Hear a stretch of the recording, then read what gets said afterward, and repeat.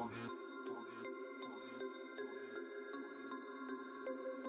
about to turn it up.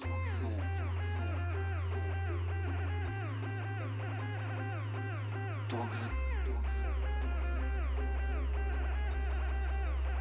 We about to turn it up.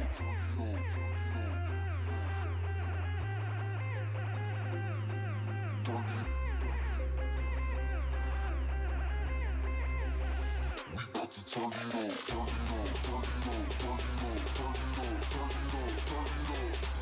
Turn it up. Turn it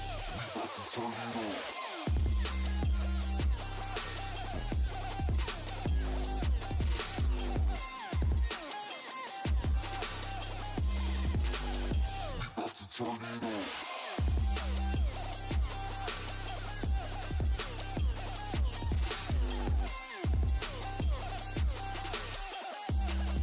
Turn it up. We about to turn it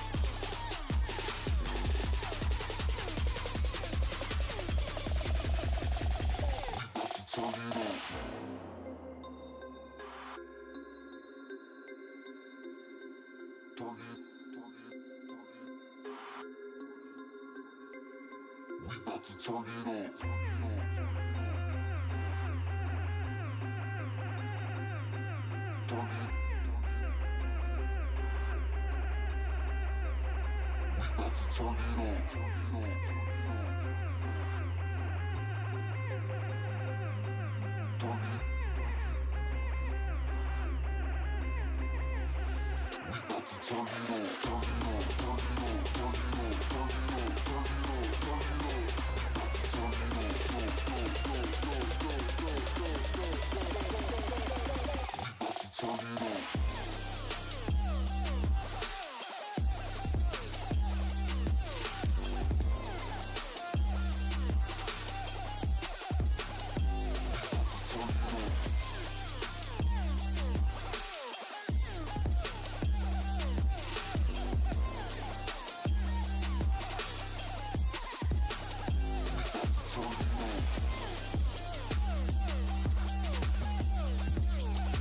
it up. Turn it up.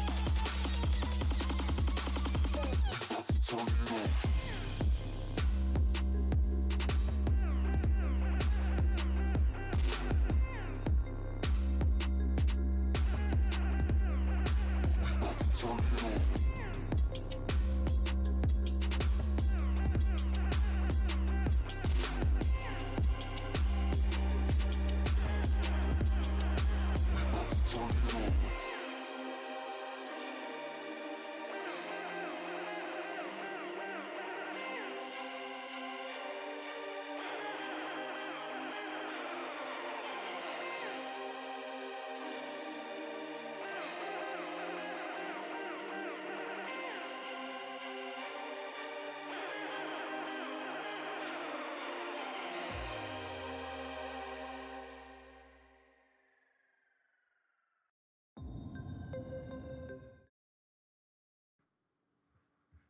Let it all out.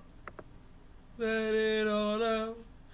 These are the D&D Sportcasts. Come on. I don't even know what the fuck. Let it all out. These is the D&D Podcast. Come on. Let it all out. What's going on, everybody? How are you? Hope you guys had a good weekend out there. Hope you guys seen some sports. Hope you guys been following that College World Series ladies softball. The championship tonight kicks off 8:30. Unrated Texas versus number 1 Oklahoma. Word. Should be good. I got my money on Texas. If you're a betting man, I'd take that 3.5 right now and start running. Well, you're a Longhorns fan, so it's it's obvious that no brainer that's who you're going for. Yeah, but look, if it was Oregon, you know what I mean, unrated, anybody unranked getting 3.5 runs, I'm sorry, I'm taking that. 3.5 runs, that's a lot of runs in softball. It is You in a know, seven-inning game. I think it's 8, if I'm not mistaken.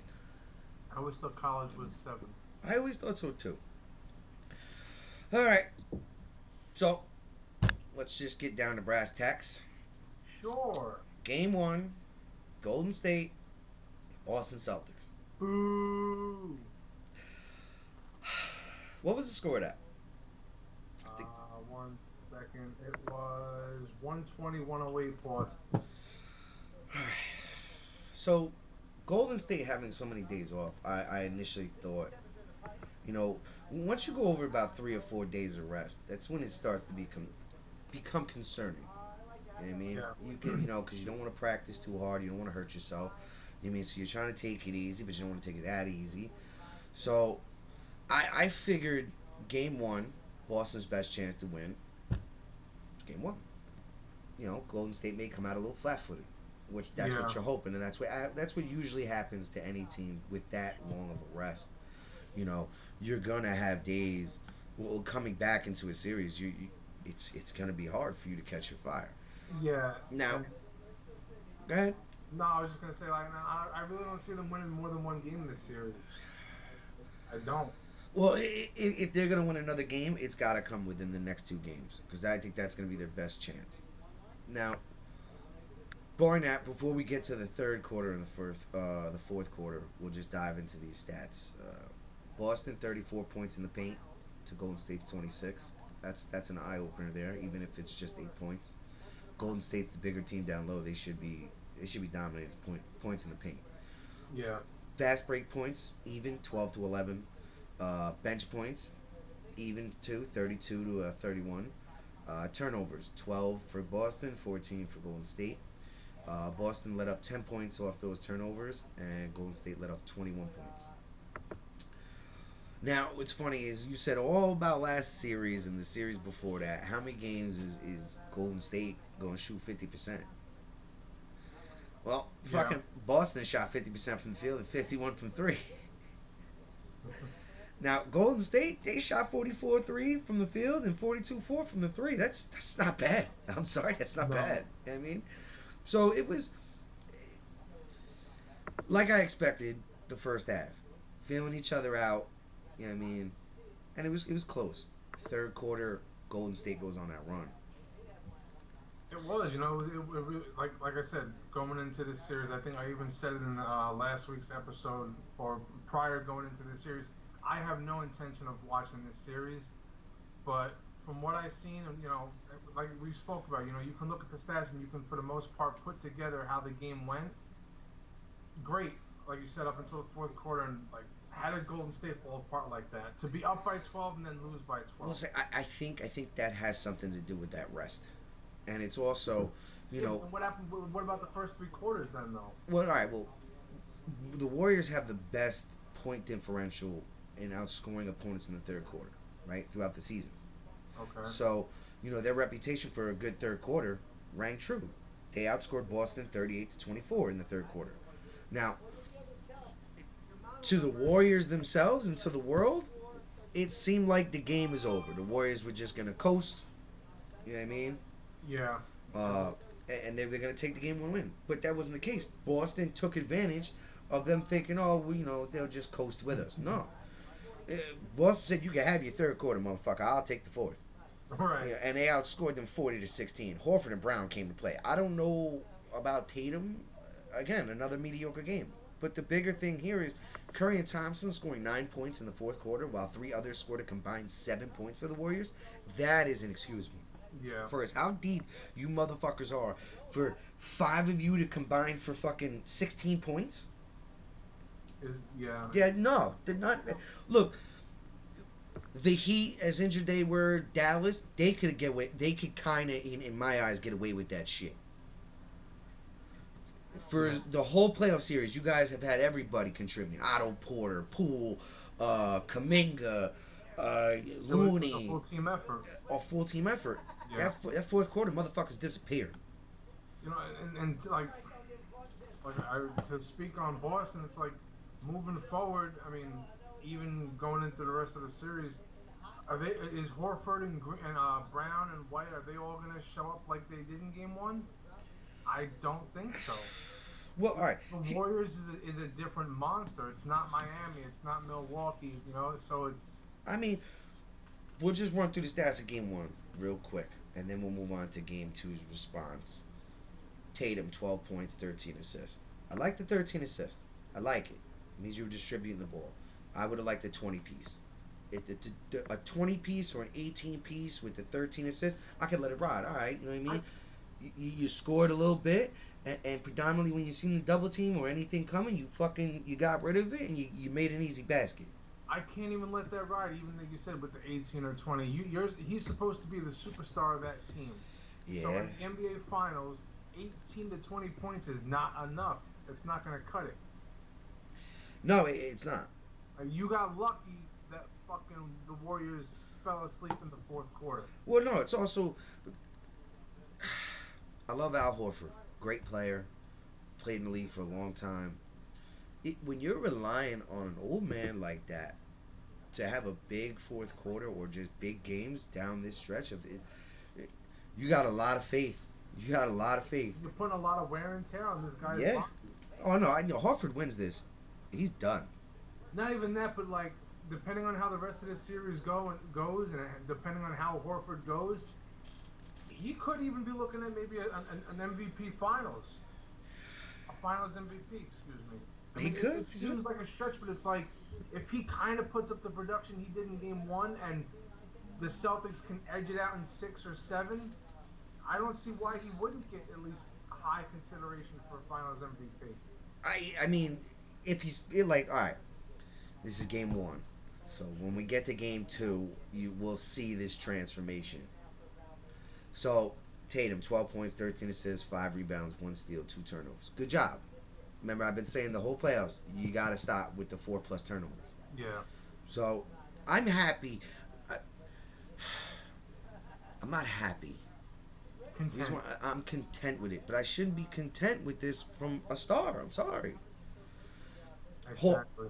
Horford, 26 points, 3 assists, 6 rebounds, 1 steal, 2 turnovers. That's a great game from Horford. Yeah. All right. Jaylen Brown, 24 points, 5 assists, 7 rebounds, 2 steals, 1 block, 4 turnovers. Can we just say this now? Sorry, I got fucking something in my eye. Oh, no, it's all right. It's all right. Jaylen Brown is the star of that team. I agree, and we even talked about it the other day off air on the show, and you know, I feel Nice like ass. it's true, and I feel like. I'm sorry, I just got a picture of full ass from my wife here because she just fell over the cats. Thank you, Cat. Good job. But I feel like as consistent as Tatum has been, you know, now Or would inconsistent. probably be your high watermark to trade him and get the most in return. Because I was even talking about this to a dude I work with the other day. I'd rather see them trade Tatum, get more in return for him, and build around White, build around Brown. Yeah, You know, yeah. And smart. Yeah, You know what I mean? smart. Yeah, there's another. Yeah. Yeah. So, Brown's proven. I mean, he's had maybe 1 or 2 lackluster games. but he's right? proven time and time again this season and this postseason why he's better. He's the actual star of that team. He's the number 1, not Tatum. Absolutely. I'm sorry. If you're a Boston fan or you just disagree, look up the numbers. Because as we all know as sport fans or just interested in sports, numbers don't lie. No. They don't. So, Brown, 24 points, 5 assists, 7 rebounds, 2 steals, 1 block, 4 turnovers. Smart, 18 points, 4 assists, 5 rebounds, 2 steals. Derek White, 21 points, 3 assists, 1 rebound, 2 turnovers. So they got a solid game from their core 5. Yeah. Right? Golden State, Wiggins, 20 points, 5 rebounds, 1 steal, 3 blocks, 1 turnover. It's a good game from Wiggins. Thompson, he's been floating around this mark the whole playoffs, so I can't even be mad at him. 15 points, 3 assists, 2 rebounds. But then the next game he'll put up 32 or whatever. No, just that last game to close out Dallas, he scored that. But almost every game, other than that, it was, 12, 15 points. That's, Something you know what I like mean? that. So, I mean, I don't think he's forcing it. I think he may be forcing it just trying to find his rhythm. That's what I believe. How many of these guys is it actually really just fatigue? I mean, you got to figure You can't say you can't say Thompson's fucking fatigued. He's been off for 2 fucking years. If anybody's fucking fresh, it's fucking him. I mean, If you don't look fresh, that's what I'm saying. Like, they're saying he's forcing it. I do agree with that in the degree of he's forcing it, trying to find his rhythm because he thinks he needs to do what he did 3 years ago or 4 years ago with Golden State. Like, I gotta compliment Curry fully. You know what I mean? Where you don't have to anymore, bro. We have a lot of players. this team is in a sense more complete than when they had Durant. Well, I mean, when you got Durant, I mean, it's just okay. Take that. No, I get it, but like I just I still even saw. I feel like this team is more complete. Oh yeah, yeah. Player wise, it is. You know what I mean? But when you have Durant, if everybody in the team is on a fucking rut, he ain't gonna be. Yeah. So it's just like I used to say with Tony Romo back in the day with Marion Barber and all the running backs, and or DeMarco Murray. DeMarco, take this thing and get the fuck away from me. Get as far away from me as you can because I don't want to throw a fucking pick. So just go. Curry, 34 points, 5 assists, 5 rebounds, 3 steals, 2 turnovers. That's a good game from Curry. Yeah. You know what I mean? Curry's doing Curry things. Jordan Poole, 9 points, 2 assists, 2 rebounds, 4 turnovers. Bad first game one. Yeah, I mean, You can't chalk it up any less. He's not in a sense a rookie, but he's emerging. yeah. So and you gotta figure it's possible that this stage could be giving him some of those jitters. oh yeah, your nerves. Boston's probably gonna game plan a little bit around you, as in like, if he's on the floor, let's address him. You know what I mean? Yeah. Let's let somebody else beat us. Let's not let him contribute to the factor of him beating us. And I think Boston's formula here is Curry's gonna score. We know this. Let's limit everybody else. If we could limit everybody else to a certain amount, we can win. I mean, because they play really good defense, but and yeah, usually the formula is like they say with football and stuff. Oh, good defense can stop a good offense, type of deal. But Yeah. I don't know. I mean, when the Warriors are shooting consistently over 50% every game, it's kind of hard to do that. Well, like we just said, they didn't shoot bad. 44.3 from the field and 42.4 from the 3. Yeah. That's still good. That's still probably slightly above average. So the fourth quarter was the big issue for them. If they go out there and Boston scores the 40, right? And what they lose by 12 or 8? They lost by 8. 120 to 112. Right? Or 112. Yeah. They go out there and they score 25 points. They win that game probably by 1, maybe 2. Yeah. Yeah, So- some of those possessions, and maybe Boston doesn't score on 1 or 2 of their possessions. Mm-hmm. You know what I mean? So I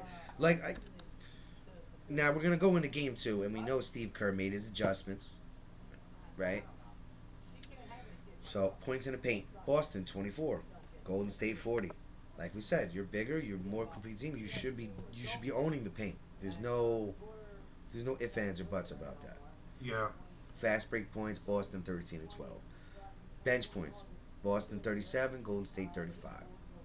Boston 18 turnovers. And they allowed 33 points off Those those turnovers. fucking turnovers. Golden State had 12. They let up 15. That's half, dog. Yeah. Half. Boston came down to earth. 37.5 from the field goal, just from all over, and then 40.5 from 3-point.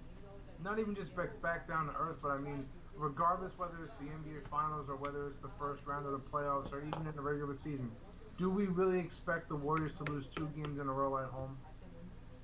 Nah, that's almost like an anomaly. That's like Neo coming through the phone. You ain't gonna see that twice. Only once. There is no spoon. There is no Curry. There is no Curry. Golden State. They stayed in the realm of what they did in Game 1. 45.3 from the field and 40.5 from 3. You know? Yeah.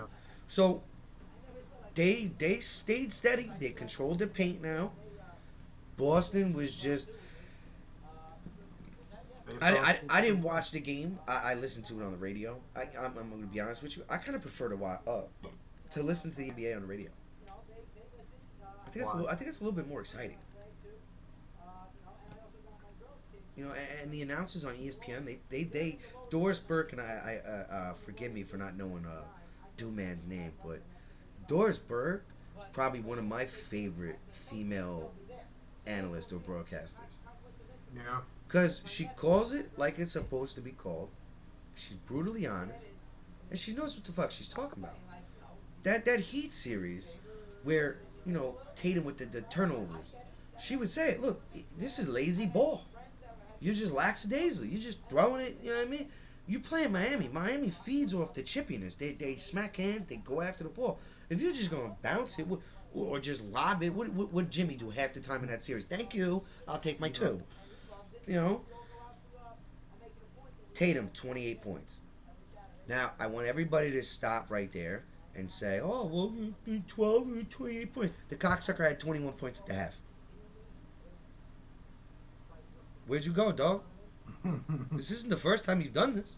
No. This is back-to-back-to-back series you've done this. Where do you go? He's definitely not all there. 28 points, 3 assists, 6 rebounds, 1 steal, 4 turnovers. Bad game.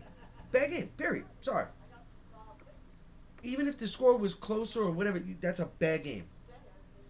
Yeah, he must have something else going on up there because he's definitely not. He doesn't have basketball on his mind. It doesn't appear to be. It doesn't appear to be. Now, Brown, his numbers came down a little bit. 17 points, 3 assists, 6 rebounds, 2 turnovers. But he's still putting up the numbers. Yeah. You mean? White, 12 points, 2 assists, 4 rebounds, 1 steal, 2 blocks, 3 turnovers.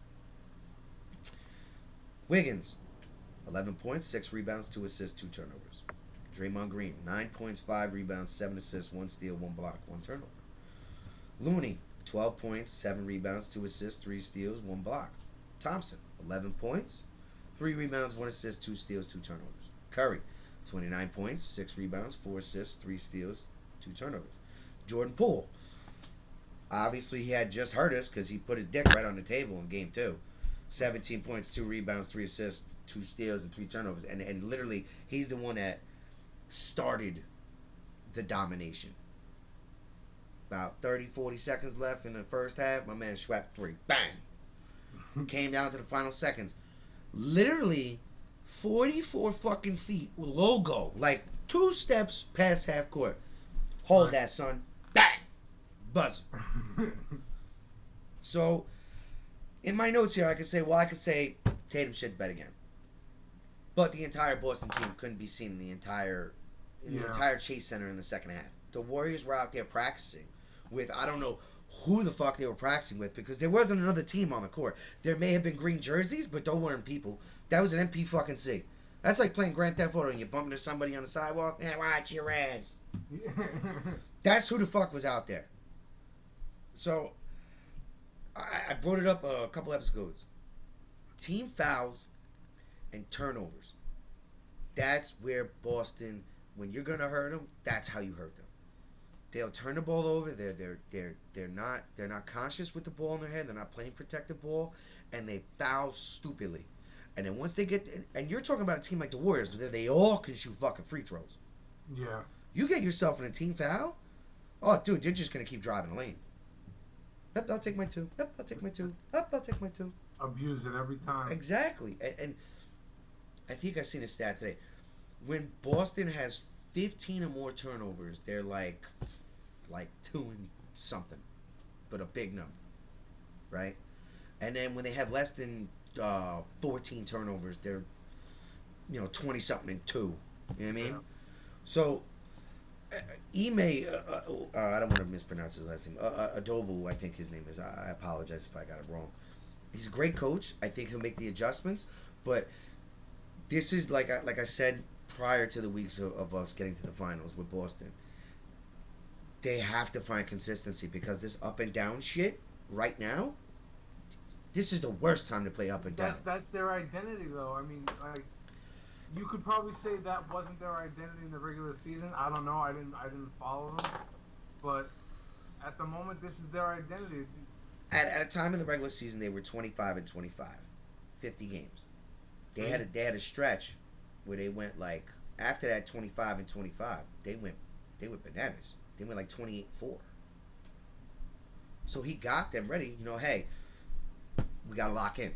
It's time to lock in and play better But it's ball. like, so who's showing up? Are you gonna get that first half of the team, where season or whatever, where they were 25-25, very inconsistent? To be honest with you, what you're saying right now, when they win, they play like the team that went 28-4. When they lose, they play like the team that went 25-25. It's like, guys, you can't be so fucking polar opposite. Somebody, we gotta, we like. Meet in the middle somewhere. No, fuck the middle. We gotta play better. This, like, we're playing the Warriors. This isn't the Heat that are injured, or Milwaukee that's injured that, you know, has one of their main stars out or whatever it is. This is a fully complete Warriors team, where, like, and they're well rested. They're well rested. Now, game one, I'd imagine, you know, they took that big lead in the third quarter. Everybody, hey, they're just gonna coast now. I mean, Yeah. in game two, when they smelt blood, they stamped it. They were like, nah, fuck all this 10-point lead, we'll coast. No. We dropping almost 30 on your head and have fun coming back from it. Because there's no way we're doing this bullshit again. We have a monster third quarter and then you guys fucking, I want to play now in the fourth. Now, game three is 9 o'clock tonight. Yeah. And I gotta say, my only complaint is why so many days in between, guys? I understand it's a big lead up to the finals, and the guys deserve rest, and they want to milk the money, but the last game was Sunday. 3 fucking days? So like this touches up. You might have said it on the show a few weeks ago, or you might have talked about it off air. But I even heard them talking about it on the Fan today. So what you said a few weeks ago, why not play in a bubble?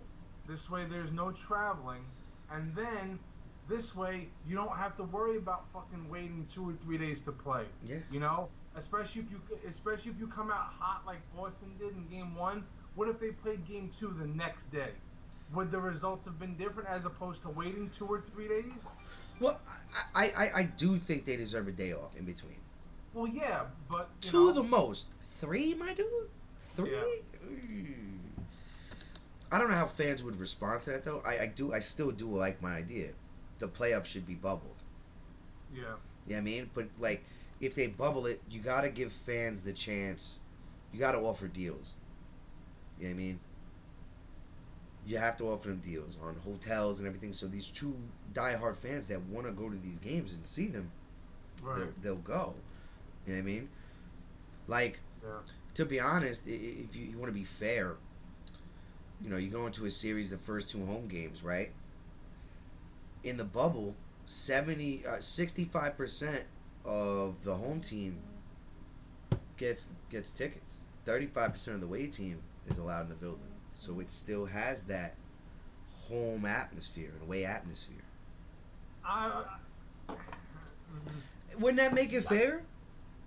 I feel like 65-35 might be a bit much, but I mean, I get what you're saying because, you know, that's like as if they're playing in their home court.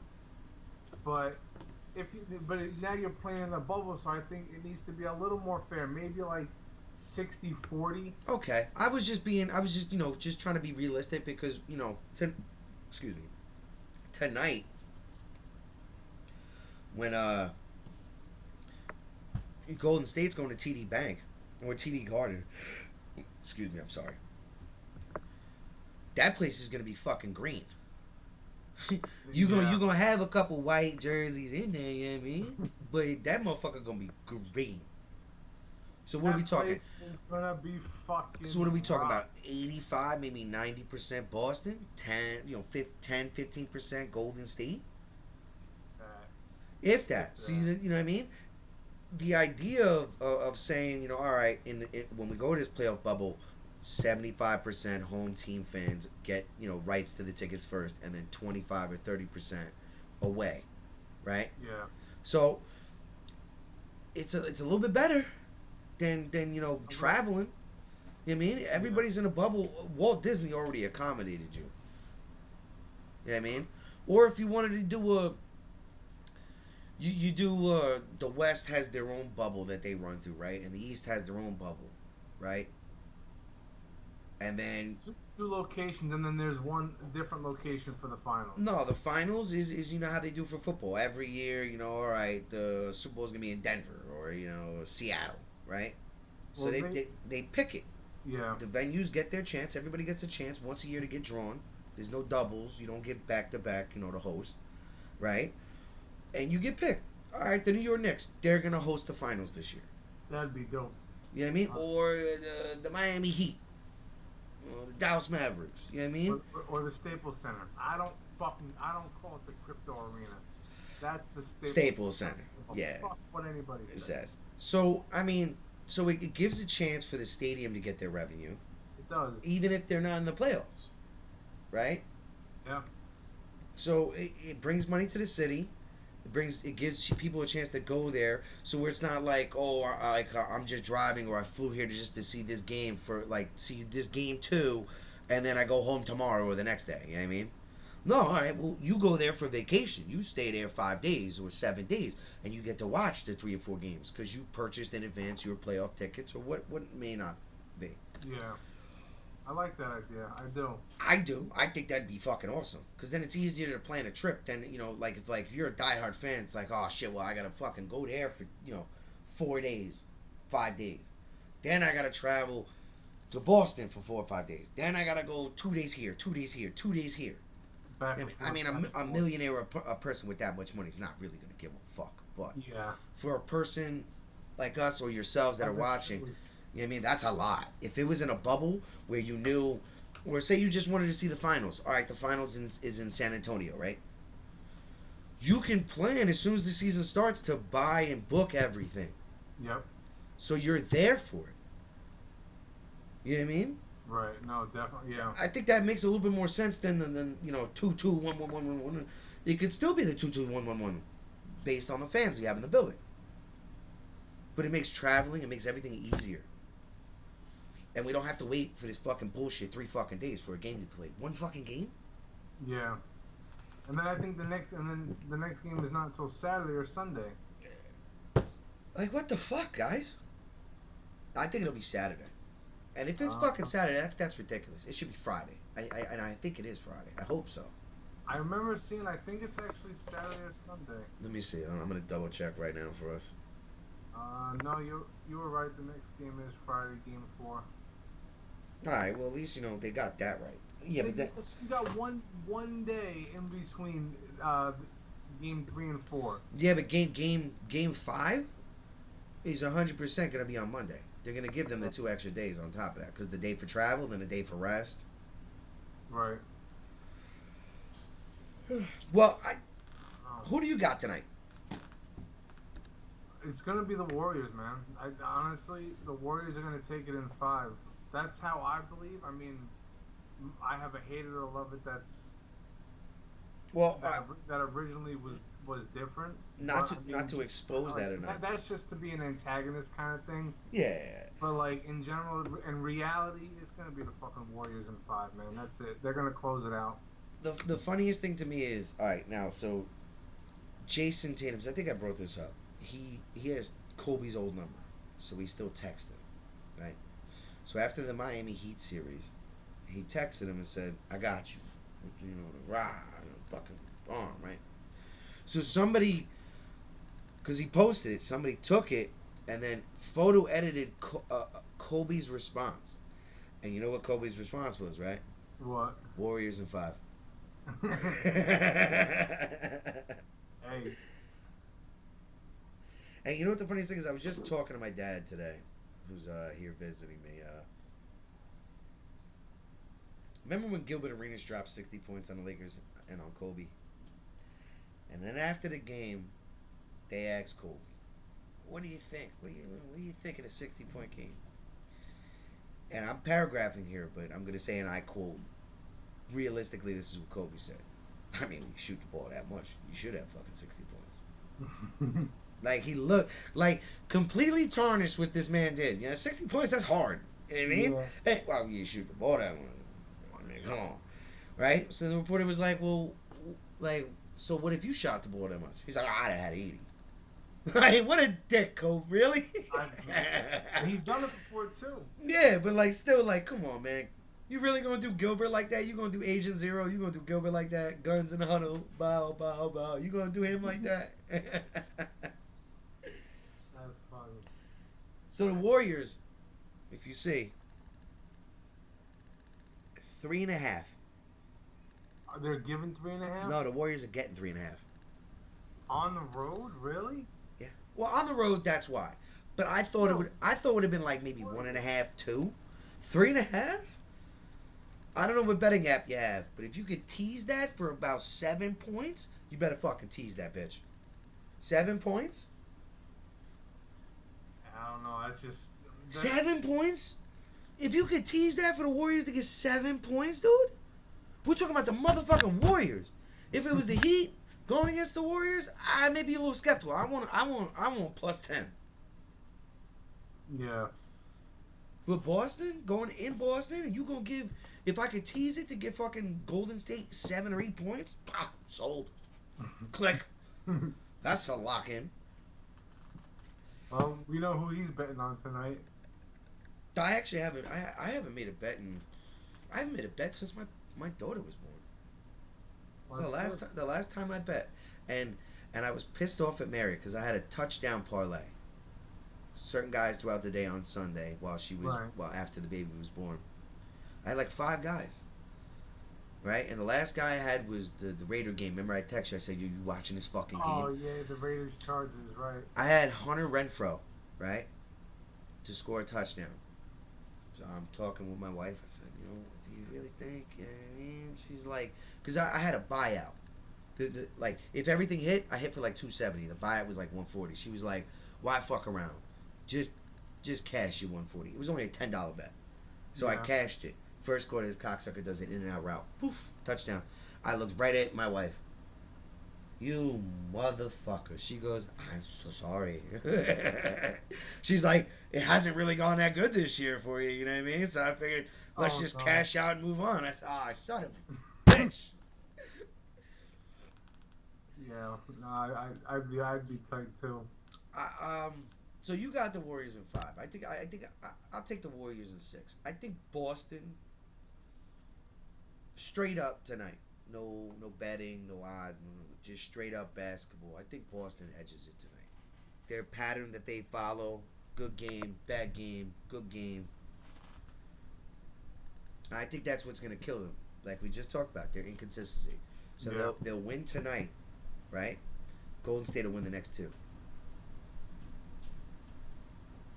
Okay. Yeah. You know what I mean? So then it'll be 3-2. Go back to TD Garden.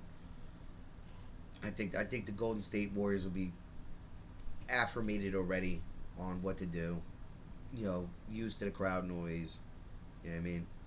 But like we talked about with the last series, you don't think they're gonna want to take it back home and win at home? Not the finals. You don't fuck around with that. No. You know what I mean?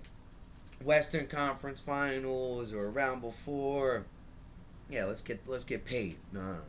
Let's put that to bed and all get paid. Close it out tonight. You put that to fucking bed, and we wake up in the morning. We all get fucking paid. Don't fuck around with that. Yeah. Especially in the finals, you don't give a fucking team a fucking smidget of hope. Like if I was a Warriors fan after game 1, I'd have been upset. Dog, y'all punched your lights out in the 3rd and y'all went to fucking sleep in the 4th? Are you out of your fucking mind? Yeah, but if it goes to game 7, the Warriors have home court, so what does it even matter? I mean, I get what you're saying, you still give the Celtics that little glimmer of hope, but you really think the Celtics can win on the road game 7 in Golden State? Dude, they did it in Miami. They did it in Milwaukee. Those teams are nothing like the Warriors, though, my God. I wouldn't say that. Both Miami healthy and Milwaukee healthy, fully healthy, they beat Boston. We know That's- this. Yeah, We know this. yeah. So you can't say But that. even if either one of those teams are healthy, they're still not better than the Warriors.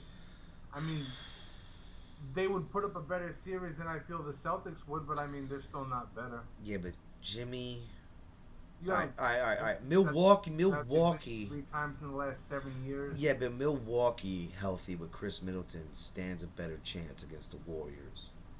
Come on, you have Giannis, the best player in the world right now. He's putting up, what, 25, 15, and 15? More than that. You know, I'm just at, Yeah. getting a baseline for it. Right. I mean, that's hard to deal with for anybody. I don't care how good you are, how complete you are. If you got one individual on a team putting up 25, 15, and 15 Every night. every night, you got your fucking work cut out for you, because that's going to be hard to fucking stop. I don't care who you are. Yeah. This motherfucker was like combining a Michael Jordan game with a fucking Shaq game. It was like, nah, that's it. I mean, you have the only chance I would see if it was Milwaukee or Miami is Jimmy needs to put up them 40 plus numbers every night and have a Michael Jordan game every night. Michael Jordan series. Yeah, he need to put up a Michael Jordan series where he averages like 40 and 48 and 8 with 2 steals and a block and 2 turnovers. You know what I mean? And then everybody, bam, to step up like he did in Game 7. No, I agree. Yeah, no, I mean, Look, any 3 of the teams that we're talking about, Boston, the Heat, and Milwaukee. Now, the Heat and Milwaukee, they're not there, so we just literally have to talk about Boston. Boston's proven in Game 1, if Golden State's going to treat them like they're not that good, Boston is going to rise to the occasion and show them up. That was Game 1. Golden State had their patented third quarter. Take that. Bow. It was 15 points. Boston was like, all right, well, check this out, bitch. Game 2, Golden State was like, fuck all this tight game shit. Go to third quarter. I'm putting up a 20 burger on your ass and deal with that. yeah. And they adjusted very well. Like I said, for them to shut down, only 3 players on Boston in Game 2 had over 10 points. Horford, Smart, Williams, and somebody else combined for only like 12 points. I'm sorry, against anybody, I ain't gonna cut it. Yeah. I mean, unless you're playing like the Orlando Magic or somebody. I mean, Yeah. all right, so let's dive into the hate it or love it. All right. You want to start it off or me? Sure, I'll start it off. Hate it or love it, Danny. Westbrook and AD get traded this offseason. You know, that's fucking funny. That's what one of my hated or love it's were, but I crossed it out because of the other Laker hated or love it that I have. AD no, Westbrook yes.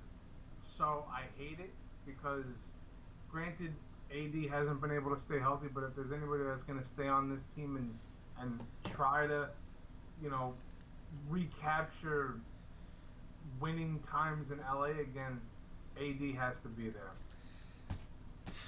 So I hate it because I don't want to see AD go, even with the health issues, because if he's healthy, he's still young enough. He's not the guy you give up on. Here's my thing. Everybody gotta go. Everybody gotta go. You did what you did for me. I appreciate the half-assed championship, whatever the fuck you want to call it. Now, if we were talking about just 1 year he was hurt, and then the next years, he was there consistently. Everybody's gonna miss a game here or there. You know what I mean? Out of 82 games, you play, 65 plus games. I'm happy with it. You know what I mean? Nobody's gonna play 82. It's not gonna happen. Yeah. So, to me, it's like, all right, you're young. I can still get more for you if I were just to trade LeBron or Russ. Russ kind of has, hello, beautiful. He's over the hill already. I wouldn't say they're over the hill, but they're at the point. Hold on. Give me kisses. Hi, Danny. I mean, If you go by that. Sorry. No, he does. Okay. If you go by that.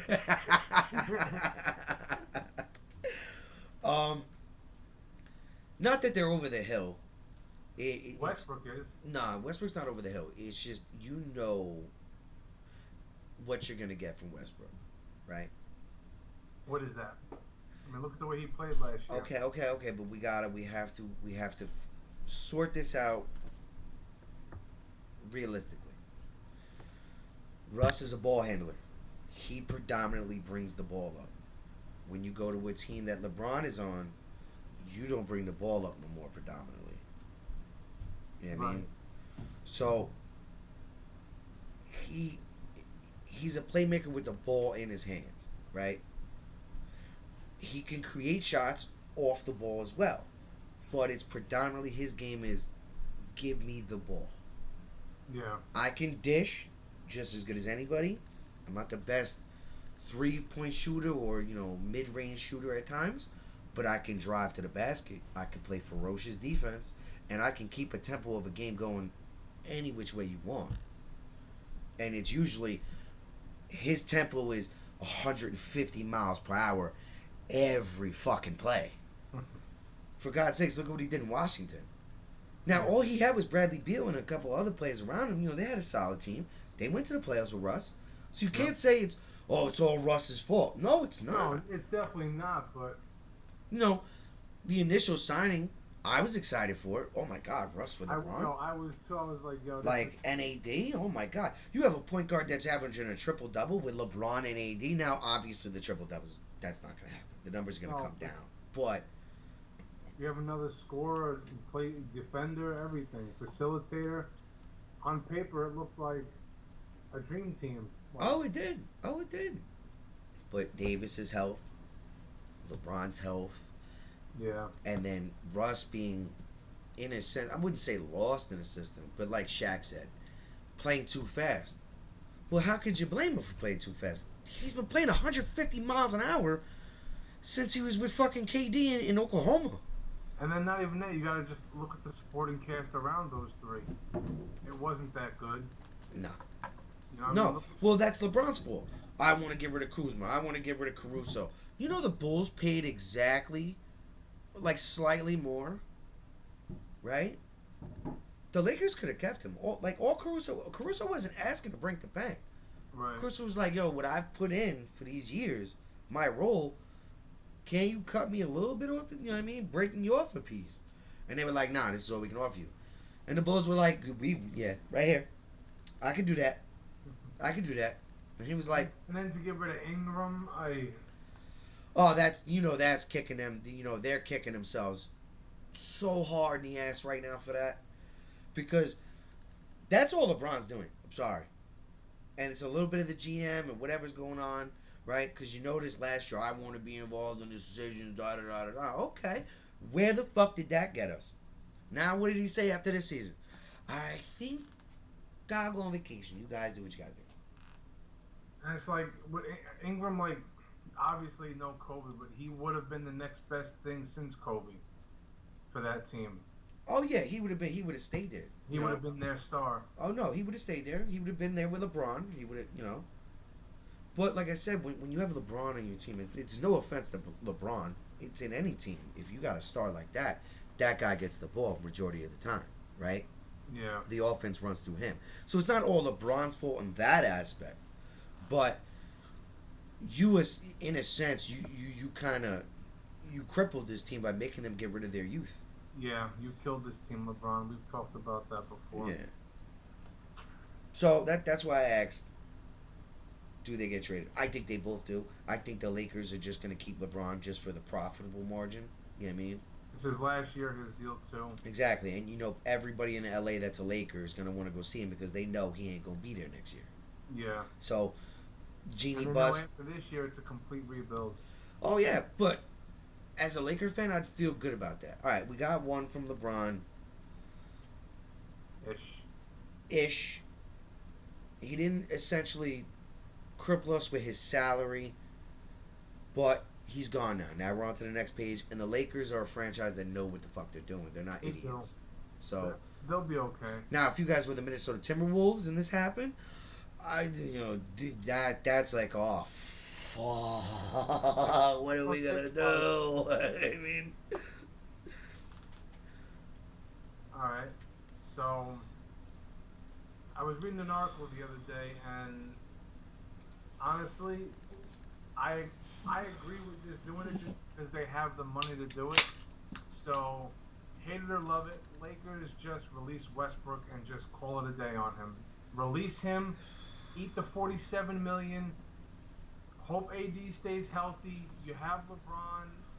Hopefully you can trade, or hopefully you can buy your way to get a pick and try to rebuild the team. by what? You just let up $47 fucking million.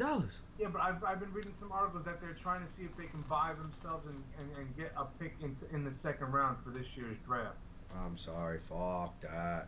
I honestly, Fuck that. it's nothing against Russ. I understand you trying to clear you need to hit the reset But button. but Danny, this is the same thing as I've been saying about the Cowboys. Oh, I want to get rid of Zeke, right? Release him, take the hit. That's exactly his hit for the Cowboys, $47 million. I'm sorry, at this point, I keep you, For the last year and that's and it. I just or I trade you. I can't release you. I don't $47 think million. so. If we were talking $17 million, all right, cheerio. You know what I mean? But $47 million? It is a lot. Yikes! It is, but Their best bet is just keeping him, paying him $47 million, and making him your sixth man or the leader of your bench, so he can predominantly bring that ball up yeah, but and he's do not his gonna thing. want to. He's not gonna want to come off the bench. Well, guess what, bitch? I own you $47 million fucking dollars. So what I tell you to do is what you fucking do. You don't like it, you don't play. You don't get paid. We've had this conversation before. We know it's not like that. But Yeah. if it was one of us, that's exactly. Look, I need you to run the bench crew. I ain't no bench player. Well, now you are. Right. You don't get paid like no bench player. $47 million fucking dollars. You should shut the fuck up and just get out there. So I guess you hate that. I fucking hate it. Absolutely. Fuck that. Like I said, 17 million? Alright. 47? Nuh-uh. You sit your ass right there, motherfucker. Alright, hate it or love it, Danny. The Rams trade Jalen Ramsey to try to recuperate on some money in draft picks.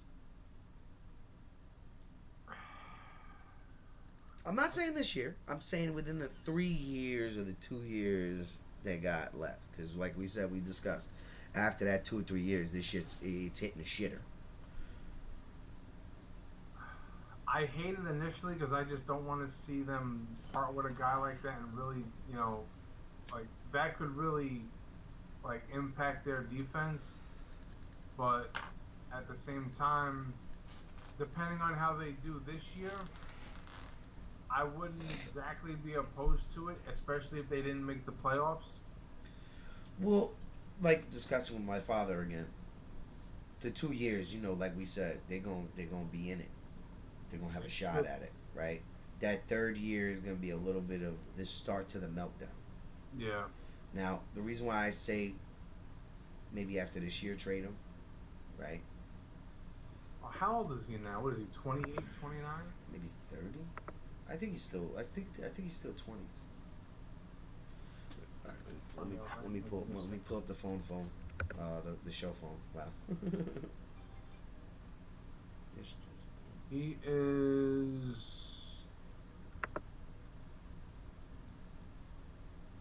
27. Oh, then the time is nigh. Yeah. Nigh or either if this year or thing- next year. Can they? All right.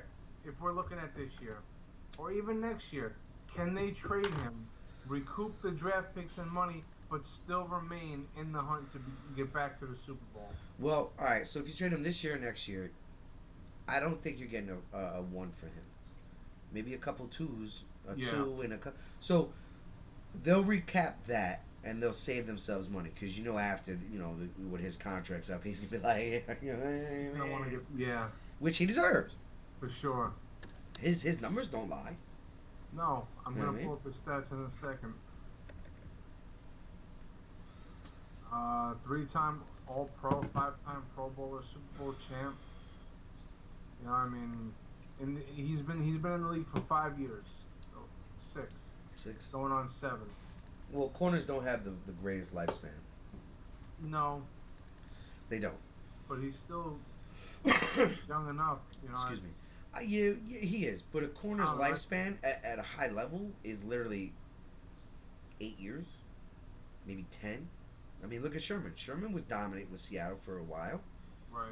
Then when he left, things. Oh my, how things have changed. Yeah, and then he started getting hurt. Hey, Father Time don't wait for nobody. You know, it's up to all of us. So you hate it initially, but you love it because of what they're gonna go through in those 2-3 years. Yeah. All right, you're on the docket.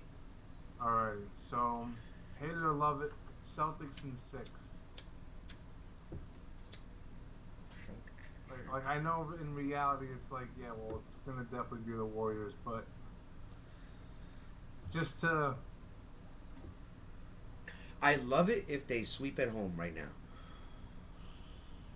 that's a stretch. That's a stress. That's the only way I see it possible. Because any other direction is going 7 or they're out on their ass in 5 or 6. Yeah. You know. Yeah, so I like the only way I see that is Celtics in 6. They got to win the next 2 games at home. Because then that'll be 4 games. Golden State wins, game 5. They go home and they close it out. Alright. All right, hate it or love it, Danny. Baker Mayfield will be the starting quarterback for the Browns this season. I'm trying to read your face and what you're thinking right there. I couldn't really read that. No. My man said, It's like I've never been a big fan of Baker, but with everything going on with Deshaun, I mean, you obviously have to love it because you need a quarterback. So, all right, well, if I'm Baker, that's my response. Yo, Bake, we need you. Deshaun's suspended for a year and a half. yeah, but it's just like what you were saying about Russ. You're still under contract. I still own you. So if we need a quarterback, Okay, I mean, so don't pay me. I don't care. Fuck you. Fuck you. Look, I would understand if they traded for Deshaun if I'm in Baker's shoes, right? And he gets like relatively paid close to what I got paid, right? So it's like, all right, obviously they don't think I'm the guy, right? yeah, But they're not overpaying or something like that. Part of Baker Mayfield feels like he's entitled to that 230. at least At 200. least some of it. 170, 180, something around that ballpark. And like, I'm usually on the organization side. This time I'm not. I'm sorry. That's.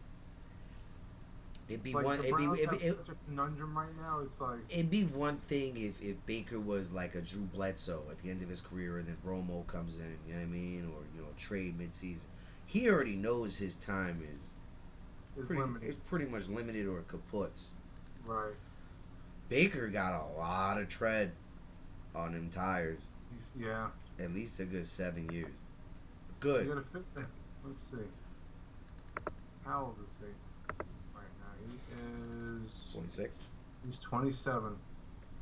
Yeah, you got another 7 on them bitches. At least. Or a good 5. Right. So I mean, it's like I said, I'm on Bake's side. I mean, the ball's on you guys. Not let alone to just do that, and then not even trade me. Are you out of your fucking mind? And it's Like Baker would have been happy to get traded to fucking Houston.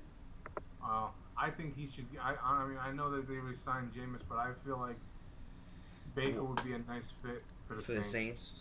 No, I like Jameis. I like Jameis. Me too. Jameis showed promise last year. He looked pretty good. Before he got hurt, he was leading the league in touchdowns. And he wasn't sacked an extreme amount. No, and they were able to use his movement. Jameson is a starting quarterback. Whether anybody hates it or loves it or doesn't want to accept it, Jameson is a starting quarterback. If he could be coached right and fix that problem he had when he was in Tampa of just fuck it, I'm chucking it. Excuse me.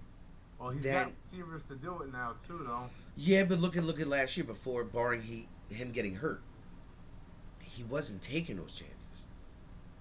Cause Sean and Drew over the time that he was there, Drew and Sean are like, look, you gotta pick your moment, dog. Yeah. You can't just be like, well, he's down there somewhere. Someone's gonna catch it. Exactly. Yeah. He was wide open, but the guy was wearing the wrong fucking jersey. Just throw it away. Which he did. He looked good. I hated that he got hurt last season and he tore his ACL. I would have loved to have seen him finish that year out because they may have given the Bucks a run for their money. Defensively, for sure. Well, they just play against Tom Brady like nobody else does. You know what I mean? It's an in-division rivalry, so you expect it almost. You want to hear a quick story? What? Everybody, you can look this up on YouTube if you want. So LaShawn McCoy, remember he signed with the Bucks, right? That year they won the championship. So they had lost to the Saints, I believe, twice, regular seasons. They were playing them in the playoffs. So I think the day of the game, or maybe the day of the game, hours before, right? Where the players are on the field, just warming up, doing their workouts, getting loose. Yeah. Drew had his sons on the field with him, right? So Tom is like, oh, sign the jerseys, or do ball. Yeah. You know what I mean? Play catch with him. You know what I mean? Tampa goes on to win the game. After the game, LaShawn goes up to him and goes, great game, go green. Brady turns, looks around, goes, I got that motherfucker. Yeah. When I heard that, I said, wow, Brady a fucking gangster. He out here snatching people's souls like, yeah, I play catch with your kids. Uh-huh. And in about 3 hours, I'm about to whoop that ass like a motherfucker. That's funny. All right. Did you just do your hate it or love it? No, I'm on my third one right now. All right. So, hate it or love it, DeAndre Ayton stays in Phoenix. I hate it. Oh, man, really? I hate it. I think he needs to go somewhere where he's going to be valued and used correctly. Because if I'm DeAndre Ayton and literally we lose that series and I'm the first name talking about getting dished out, oh, hell no, homie. Yeah, no, I feel that. Like, I understand Devin Booker the man. I get that. Because he is the man. But it's more than a one-man team. But Miles Bridges, Chris Paul, I'm the first name? Fuck that. Hell no. Look, if I'm staying, in a year or two, I better get my bread. Based on my stats, and if I keep the same stats and same production, I want to get paid, which he deserves. But remember, we're in a time and day where athletes think of like, yo, the now. Like, I gotta either get paid right now, or I gotta go. I gotta go and get mine. Yeah. I mean, it's not a building era like it was in the 80s and 90s. Like, you'll just stay with us, and the money will come. Yeah. Right. He's at the, players are at the projections. Like, yo, I put these numbers up for 3 years. I'm gonna get paid. Sometimes justifiable, sometimes not. Yeah. So now he can leverage Phoenix a little bit more. Than another franchise, because like, yo, I was damn near MVP when we went to the finals. You know what I mean, I held my own. I did my fucking job. Why is everybody else getting paid? Yeah. And like I said, I think depending on what kind of player Ayton is in person, if he pays attention to media or not, you know what I mean, or depending on if his agent's in his fucking ear, like, yo, let's get fucking paid. Because why the agent wants to get paid. The agent wants to get paid because the more he gets paid, the more I get paid. Right. You know, and you're not gonna stop somebody from making you money. You know what I mean? Yeah, no, not at all. So I mean, and we don't know what's going on with the organization of him. You know what I mean, this may just be the outside talking about what's going on the inside, but we have no idea, right? Where the organization's like, yo, we're not sending you nowhere, dog. We got you. I mean, I love it because I feel like if he leaves, it's gonna set the Suns back a lot farther than people might think, and if he leaves, that's gonna change. The landscape of the West is gonna change if that happens. Oh, yeah, No. I think the landscape has already been justified. We know Golden State's got about 3 at the most left in them, right? that's one team. That's one team. Phoenix. That's another If team. if they lose Ayton, that drops them down from the 1 or 2 seed down to Yeah. like 5. Yeah. Okay. So the landscape, as we know, is going to be Minnesota, Memphis, uh, Dallas, for sure. Uh, As long as they do Luca right this offseason. yeah, Dallas and the Pelicans. But the reason why I'm saying that is they're gonna pay fucking Zion his money. Now, if Zion takes this seriously, Does he deserve it? I mean, look, he's missed. no, 100% he deserve it. No. He missed some time this year, and the year prior, he missed a large portion of No, those. he's missed a lot of time. And yes, granted, he averaged 27 points, 7 boards, and like 4 assists or whatever this year when he was on the court. But he's missed so much time already, where it's like, I don't feel comfortable giving you more than like 150. And he's gonna want a lot of money. And Yeah. it's like, what have you done for me to give that to you? What, just because you were the number 1 pick? No. Well, all right. The first year for your rookie contract, when you're the number 1 pick, we could talk bread, right? Once you sign that dotted line, that's it. And especially what you've done. I mean, you haven't been in shape. You got bad ankles. You've been hurt. You're not in. Now, regardless of if we think it's a mistake or not, they're going to give him the money. But I do think, like I said, if he plays 65 plus games, because we pretty much agreed on that. Yeah. No one's going to play every game. If you can give me 60 to 65 games a season and play the whole postseason, well, thank you. Yeah. I mean, so if Zion, who Zion is with Ingram and that team they got, they're competitive for the next 5 years. They're young. I mean, yeah, but Ingram and Zion? no, I'm not trying to knock that combo, but the only thing working in Zion's favor is that he's still young. But I don't know, man. I feel like they still need the. I'm not saying they're not going to compete this year. Again, I'm not saying they can't get back into the bubble or get that 7th or 8th seed or whatever it is. But I feel like they're still kind of a few years off. They're still like kind of on the outside looking in there. I don't think they're. I don't know. Dude, they played pretty well, and if they retain the pieces they have and add Zion, and Zion plays those 60 games, they win 10, maybe 15 more games. They're a 1 through 5 seed. They're, you know what I mean, or 6. Maybe. And to be honest with you, we're just excluding the Warriors off this list. Like, they may be done, right? So say Steph retires in 3 years, and so does Draymond. Clay's gone. They're gonna get attributes for that. They have Poole. They have Wiggins. They have Looney. So they're a little bit older, but I mean he's still young enough where they can. But they're not far off from still being competitive. So you still have the Warriors, Memphis, hold on, let me look this up. Okay. Minnesota. 100%. Right? The Yeah. landscape. They're young. They're coming up. The Clippers, if as long as they retain Kawhi and George and they stay healthy, that's a force to be reckoned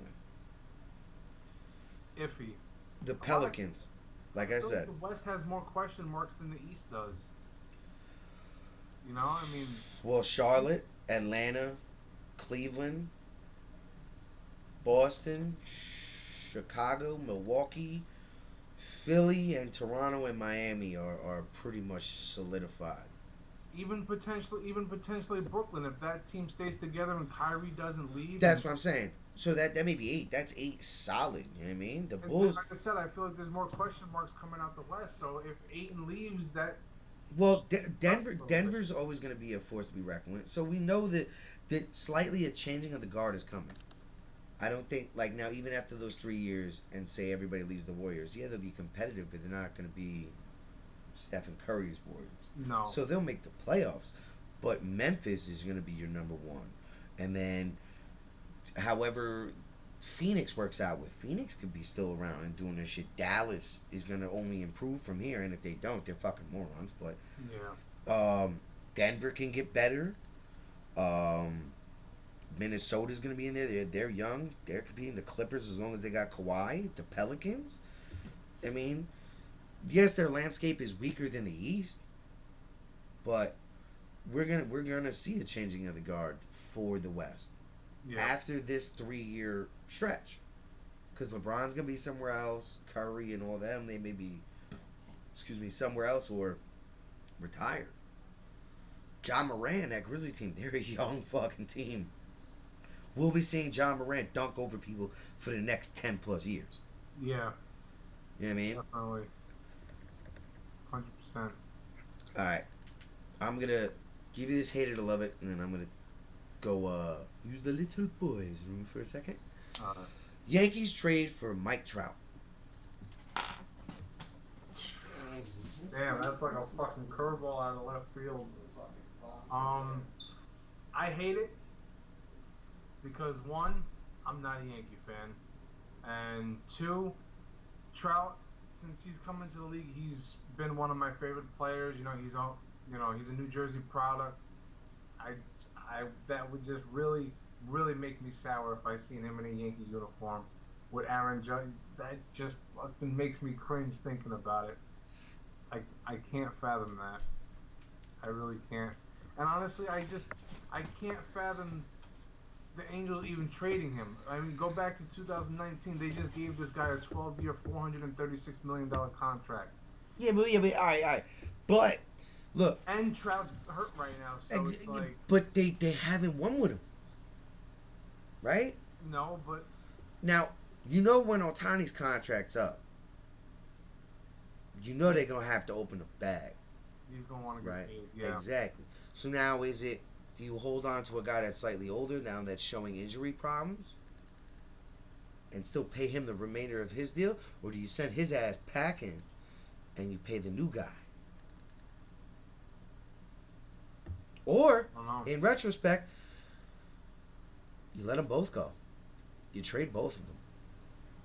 Wow. Hey, man, like, honestly, right now, they fired Joe Madden, which, for the life of us, we can't understand. He's won World Series. Yeah. Right? And it's still early in the season. Yes, granted, 12-game losing streak. That can't all be on him. No.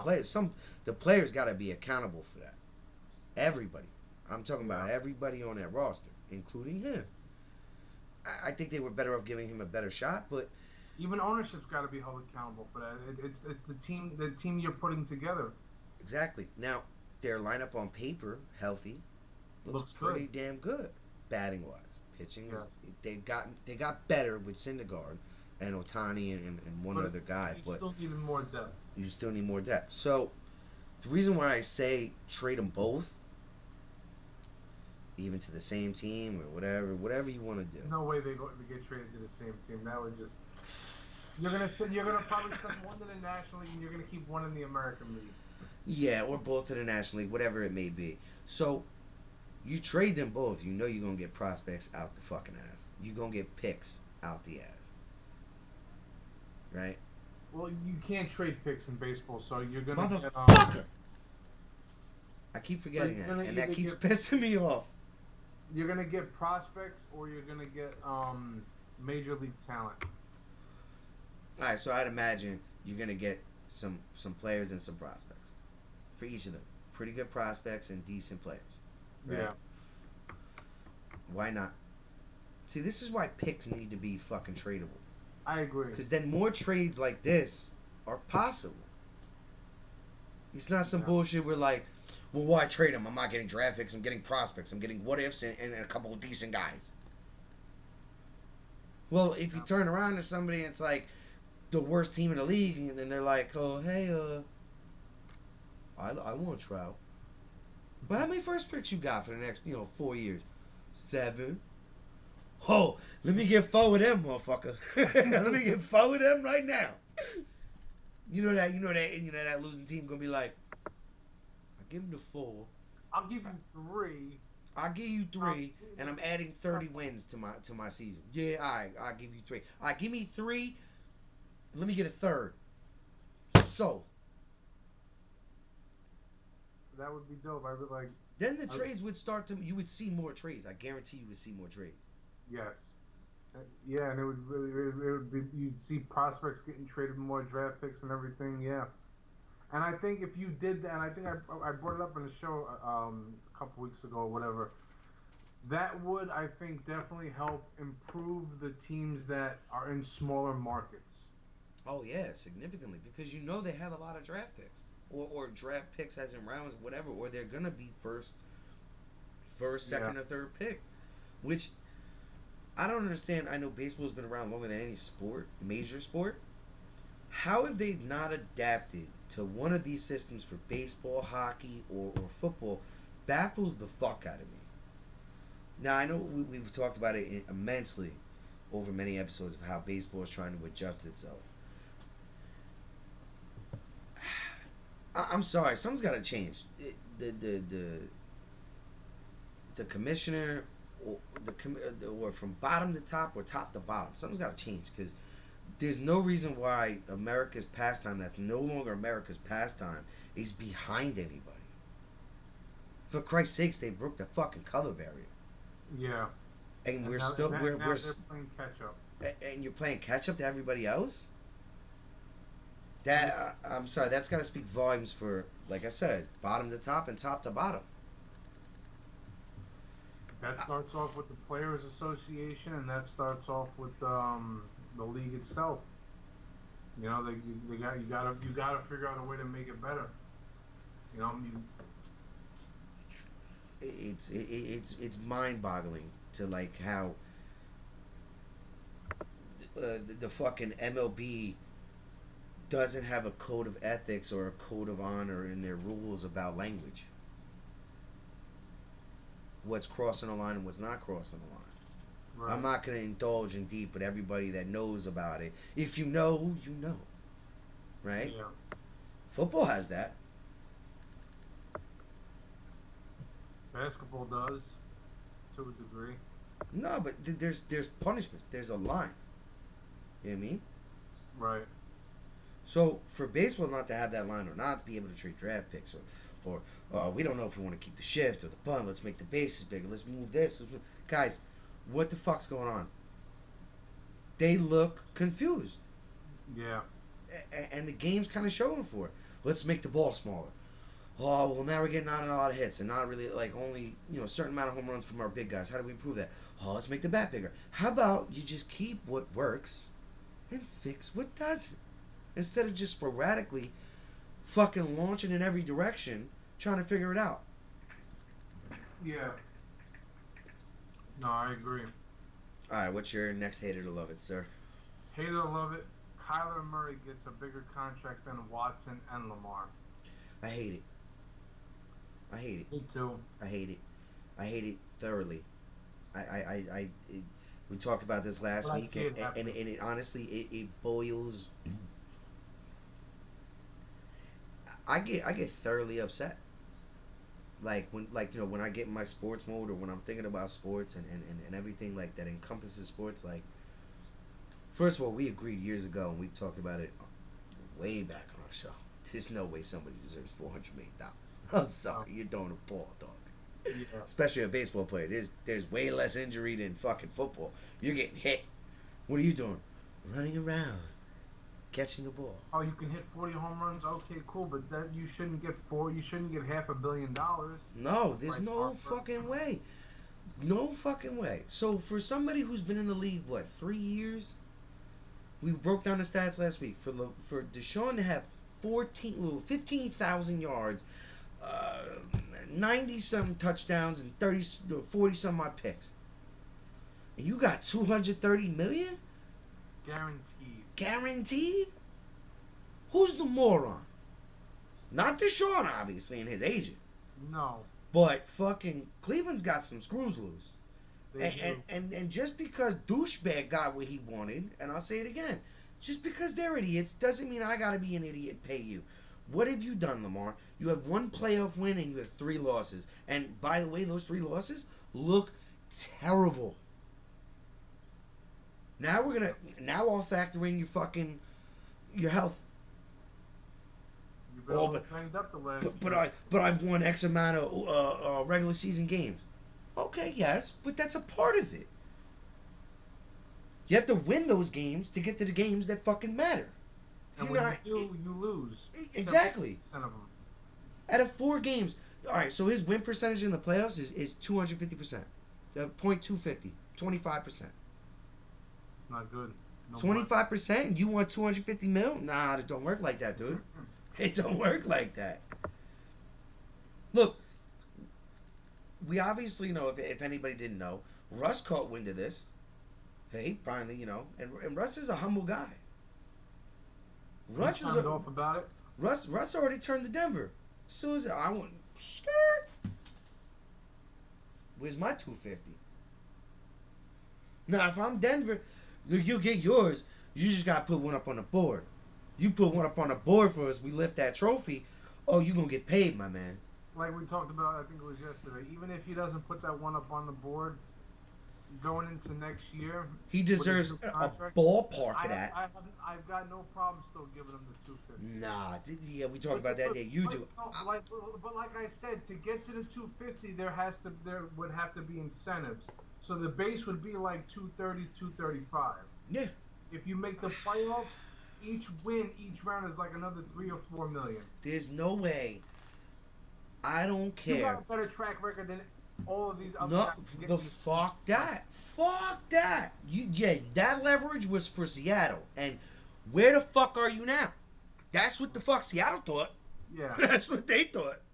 Yeah, because they wanted to hit the reset button and say, we don't want to go that way. Yeah, but they definitely could have. They could have decided to hit that reset button like they already were in the process of doing and still keep a fucking future Hall of Famer.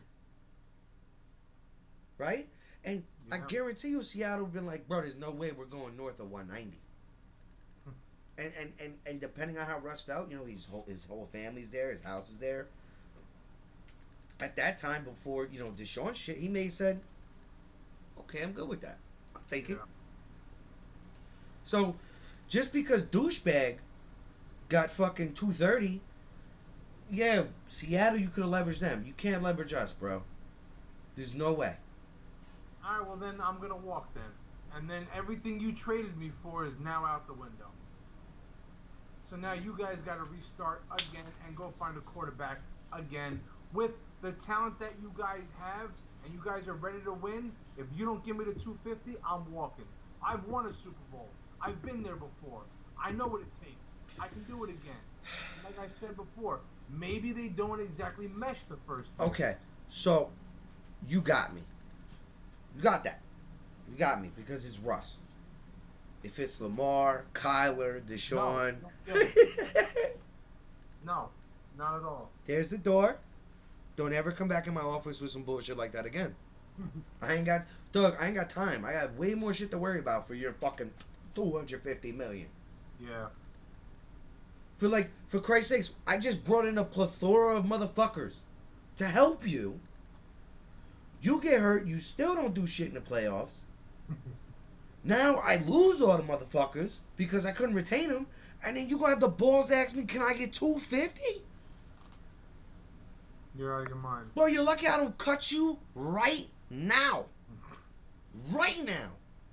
Goodbye. Because that $250 asking price going around the league, if I cut you, the whole league's gonna be like, whoa, what's going on here? Right. No, definitely. That'll put the league on. Oh, is he a selfish motherfucker? He in for the money. He don't want, you know what I mean? He don't want to win. Yeah. That 250 go down to about 120. Oh, see, we were on different page. He said 180. I said 120. Well, all right. So if you weren't over, he'd be signing with you. Because if he came in my office, I'd have been like, here's my offer. And he'd have been like, nah. I'd have been like, well, have a nice day. Because that's what you're getting. Here. Yeah. I feel that. Alright. Alright, is it my turn? Yep, should be your last one. Yeah, it's my last one. Hate it or love it, Danny. Warriors win the title, but Curry doesn't get the MVP. I love it. You think he's gonna get jousted again? What? You think he's gonna get jousted again? Because he's won those championships, but he's never been a Finals MVP. I know. I love it. I think it's gonna go down that way. I think like fucking Wiggins or somebody is gonna win it. Poole. Or Clay. And then he's gonna walk off and get paid. Yeah. Well, all right. Dallas. For Clay to really win it, Clay's got to put up the 20 points, and he's got to hit a lot of clutch shots, which he can. And if he does, then he'll steal it from him. Or if Poole does that. Yeah. Yeah, I mean, because everybody will say, well, Curry, I mean, you did it. You do that on a regular. I mean, this guy, he'll be doing that. And then for the sake of the timing, right. And they may give it to Clay just out of the what he's been through for his 2 injuries. Coming back that long, still staying to it, coming back, playing. They may play the fucking sympathy card. Right. So. Maybe. I do love it because I think that would be just. Because I'm not the biggest Curry fan, so to me it's like a thorn in his side. Yeah, you're a 4-time champion, but you wasn't the MVP. No, You know what I mean? not at all. You might have helped really get us there, but you weren't the MVP. Put it this way, but if he goes on to average close to 30 points this series and nobody's even close to him, and they win, he does deserve it. Yeah. The chucker does deserve it. I'm not a chucker. Never have chuck. Never will chuck. Never gonna chuck. Great. You're a chucker. Am I a chucker? I'm a chucker. Oh, you're a chucker. I'm a chucker. Why didn't anybody say anything to me? Chucker. All right, what's your last hate it or love it? All right, hate it or love it. And I got this from listening to the fan today. I mean, I'm not saying that they brought up the idea, but like what they were talking about, it clicked in my head, and I'm like, well, you're just trying to, like with football, the rule to protect the quarterback and protect players and everything. You can't, run the catcher over at home plate and stuff and all that. Should the MLB adopt little league helmets? I'm not like in the sense where it's like it's a major league helmet, but you get a little like that's a choice, right? You can have that. Oh, You can have that. But I'm saying they should maybe make it a little more mandatory. You don't think so? I'm not. Look, we're playing a man's game here. Well, football is a man's. I mean, yeah, but no. If we're gonna break it down, as in like how George Carlin would break it down, where he compares football and baseball. In football you play on the gridiron. In baseball, you play in a park. In football you wear a helmet. In baseball you wear a cap. You know what I mean? But in a sense, we're still playing a man's game here, and I'm pissed off you can't run into the catcher anymore. Yeah, because I'm sorry, I never got to do it. That's on my bucket list. Yo, that looks like so much fun to just fucking right. Oh yeah. You round that third base, and the play is close, but you're like, yo, I'm laying him the fuck out. Now he hold on to the ball, I'll help him up. Big ups to you, dude. But Oh yeah, I want to come barreling down that pipe. Fucking, you gonna have it, baby. You gonna have it. Definitely. No, I agree. All right, so let's move on to the NFL draft grades. We're covering the NFC South this week. Danny has the Atlanta Falcons and New Orleans Saints. the New Orleans Saints. So you want to lead this off, Danny? Yeah, I'll start with the Saints because they only had 3 picks in the first 2 rounds. So with the Saints' first pick in the first round, they took wide receiver Chris Olave out of Ohio. They gave him a 6.43 prospect grade. Projected to be a good starter within 2 years.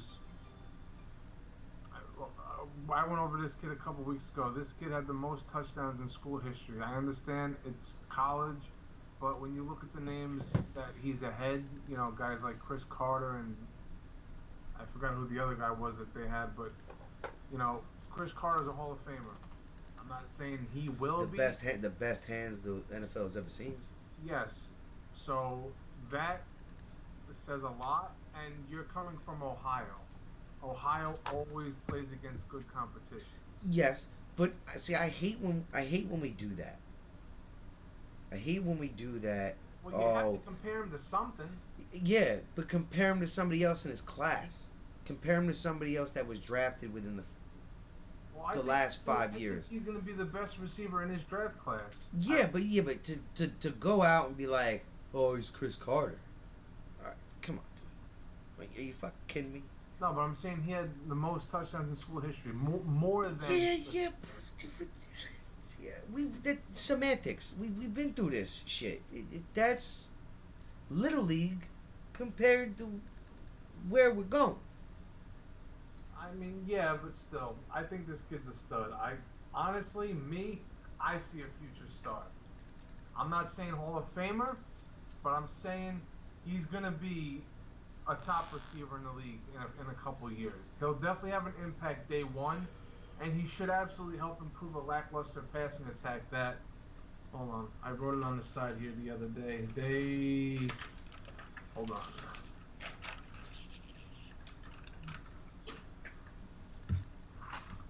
Yeah. So the Saints passed for 187 yards a game last year. He should definitely help improve that offense. So that's just me. So with their next pick in the first round, they took offensive lineman Trevor Penning out of Northern Iowa. Okay. They give him a 6.40 prospect grade. Projected to be a good starter within 2 years. I think he's definitely a day one starter, and I think he'll definitely help improve the offensive line and protect It depends on who they have on that line.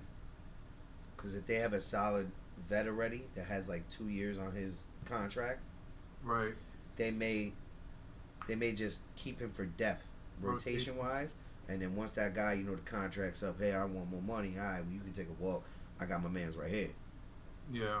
But I'm not saying he can't be a day one starter. It's just this draft was so lineman heavy, it was ridiculous. And the fact that I really haven't seen it in my lifetime. I mean, to really remember. But I haven't seen a draft that didn't have a couple first round quarterbacks. Now, yes, we've seen years where it's light. I mean, and years where it's heavy. This is, I think this is going to go down as one of those drafts that's going to go down in NFL history. Because it's going to be one of those drafts where we're going to get, I feel uncomfortable saying, but I'm going to say it anyway. We're going to get a lot of Hall of Famers out of this draft. Damn, that's a fucking stretch. Not a lot. I'm not talking, 20. I'm talking about like 3 or 4. 4 or 5. Right? And they're going to be positions like offensive guard, maybe a corner, something like that. Because it's all depth. I mean, yeah, there were stars, but they weren't stars that... I'm not saying the corner's not a big position, because the corner has blown up since Deion Sanders made it what it was. But outside of, the corners and the safeties, running back wasn't so fucking... quarterback wasn't so... yeah, you had maybe top 15 receivers. After that, then it's a little sketchy. Right. You know what I mean? I mean, I can definitely see this. Like I'm looking at the depth chart for the Saints right now. I'm looking at their offensive side of the ball, and outside of Ryan Ramczyk, I don't see why this kid can't beat one of those other guys out for a spot. But Well, I mean, who knows that he could? That's just their projection. I mean, I know you like the grading of the projection. I do. I don't go with it because, look, there's college experts, right? And they could say everything to the moon and back about a guy, right? How much, i.e. an example, Johnny Manziel. How much was he talked up? You know what I mean? But there was intangibles there that were unseen or ignored. You know what I mean? And competition, I'm sorry, matters. And I've said it episodes before, I'll say it again. When you play in college, barring if you're playing Alabama or Georgia or fucking somebody like that, where at one side of the ball they got 6, 7 guys going to the NFL on each side, right? But if you play at a place like, let's say, Ohio, right? Yeah, you play a good amount of good teams. But you play against your fair of shitty teams. Where you put up the 40 points. I mean, Johnny Manziel was he had a 6.40 prospect grade. He was projected to be a good starter within 2 years, and we see when that happened. Exactly. So now I don't want to dive so deep into Johnny Manziel, but barring that, like that's why I don't trust those grades. Yes, they can be great college players, like the episode in Ballers where Spencer feels bad about lighting the guy up that drives the tow trucks, right? Oh yeah. And he tells him, "Look, bro, I mean, I could have pulled back, but I chose to light you to fuck up like a Christmas tree." He's like, "Bro, you did me a favor." And he's like, "Nah, man, you was a good pro." He's like, "Come on, man, I played for fucking 6 teams and so many fucking years. I stopped asking people their name because I knew I wasn't gonna be around long enough to fucking make friends." Right. You know what I mean? That's what I think of a lot of players that come out of college. And it happens. This is why I don't put much stock into their projection or this guy's going to be a star. Usually the stars are the first 5 players. After that, we're talking about a grind for it. Yeah. You know what I mean? Melvin Ingram. First 3 years, he's a star. Where's Melvin Ingram now? He's fucking shipped all over the league like a fucking, like luggage. And he's been hurt. Yeah, so I gotta see what you got in the real for me. Yeah. And for me, the real is the NFL. That's where I place my markers. Yeah, college. You did some special things in college. We'll go do it there. Well, I can't do it there. Ah. How good are you really? Yeah. I mean, I gotta see it first. No, I agree. And over almost like over like 50% of lineups, right? And guys that are like stars are undrafted guys. C.J. Harrison out of Denver, the safety, phenomenal fucking safety, undrafted. Tony Romo, undrafted. We could just go countless undrafted fucking guys that are phenomenal. You know what I mean? I'm actually gonna look that up real quick. Top 10 undrafted NFL players. But so with their last pick, the first pick in the second round, they took defensive back. I don't know how to say this properly. Alante or something like that. Alante Taylor out of Tennessee. That's a solid school. It was. He should be, a decent backup, but he has potential to start. But granted it is college, but I like this kid. I think, as good as the defense that the Saints already have, at least with that defensive line, I think he has a potential to be an important, well, maybe not an important piece, but I think he'll definitely play a role in a very good Saints defense. Well, like we discussed in past weeks. Outside the 4th round, you're looking at deep projects, right? Yeah. That majority of the time do not make the roster. They go on waivers and then another team claims them, right? And they go through the shuffle. That's why we give you guys the first 4 rounds. Because first round, you're looking at guaranteed starter. Second round, pretty much almost a guaranteed starter. Third round, now you're looking at maybe a project for a year or two. Fourth round, a year or two, or a steal. You know what I mean? So that's why we're only covering the first 4 rounds, and that's honestly why. I mean, if you guys are really big on it, I'm sorry. You know what I mean? That's just not the way we roll. I explained it. I explained it just 2 minutes ago. I'm not gonna do it again. I mean, this is what they did. We gave you guys all their team needs, what they're doing. Yes, they drafted a lineman. I think that was great. A safety that can't hurt you for depth, especially if he could develop faster or just blossom into the player he's meant to be. Depends on the coaching staff and depends on him as well. Excuse me. Right. I give them a B plus for the grade because That's a large. generous. It is, but I really like Olave. Like I said, I thought he was the 4th or 5th ranked wide receiver coming into this draft, but I felt like he was better than anybody else ahead of him. And because they drafted that offensive lineman in the second later on in the first round to address another need, I have no problem giving him a B plus. I really don't. Well, to each his own. To each his own. All right, so I'll launch right into the Bucks. So they traded out of the first round to the first pick of the second round. Now we know their issue was defensive linemen. They needed to revamp. So their first pick, they went defensive lineman Logan Hall. I like it. You're essentially getting a first round. It's a first round pick, right? He should be able to play, right? That was the 33rd pick. With the 57th pick in the second round, they took guard Luke Godecki. I like it. I always love linemen, you know me. I just with that big of an issue at D line, I wouldn't have been mad about going another D lineman.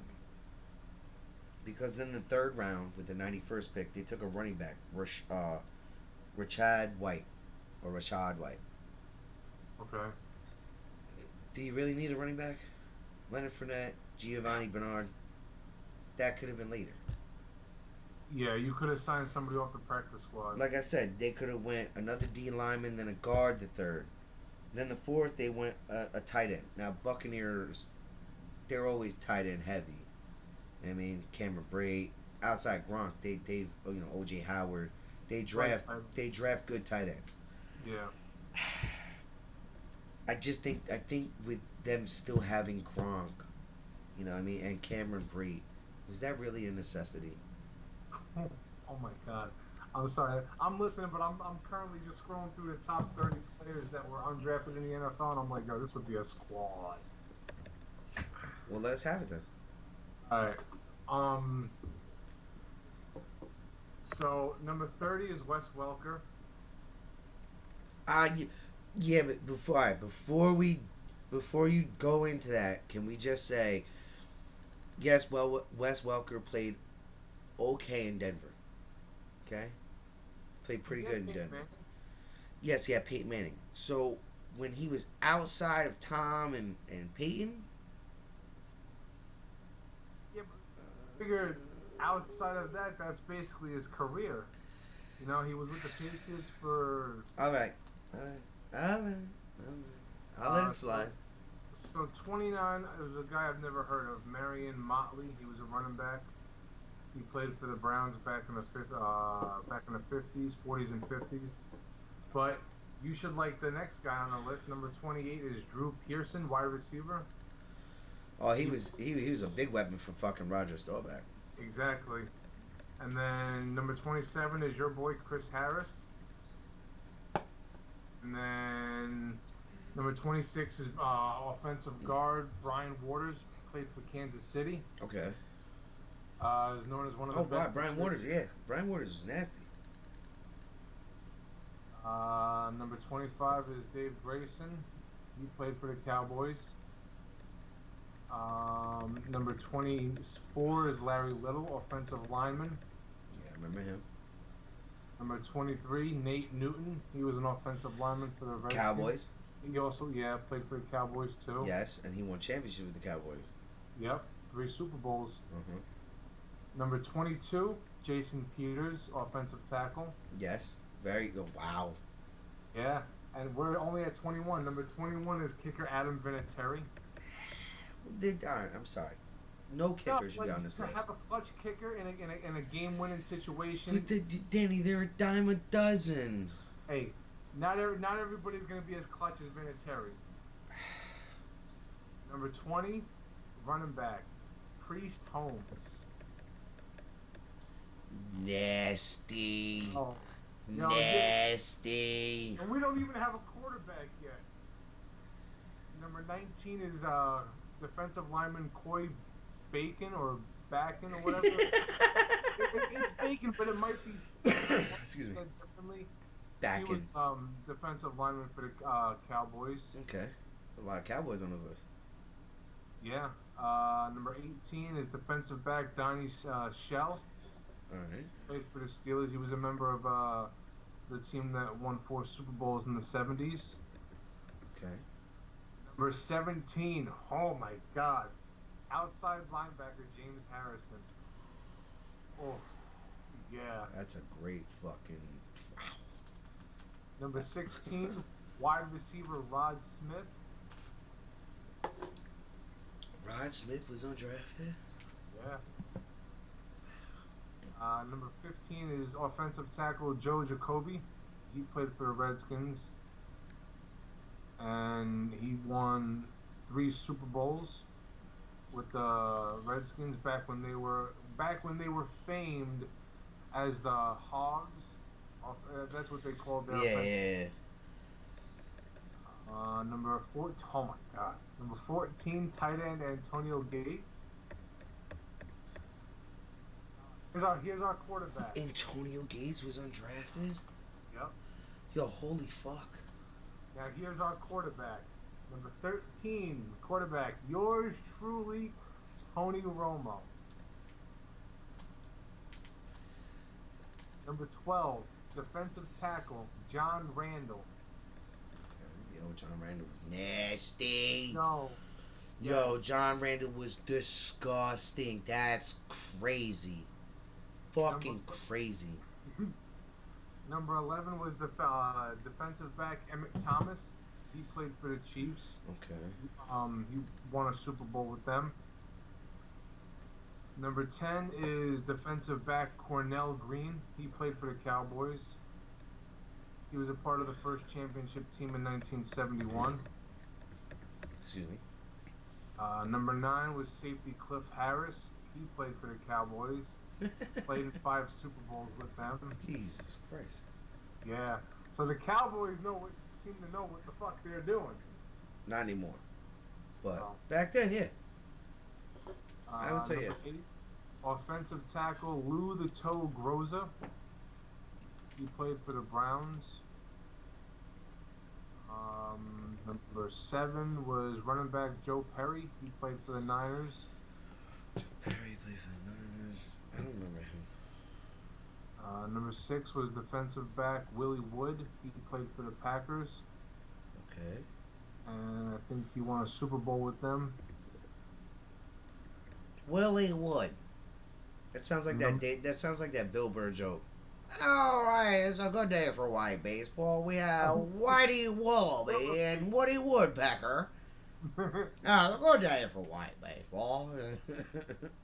Number 5 was defensive back Willie Brown. He played for the Broncos.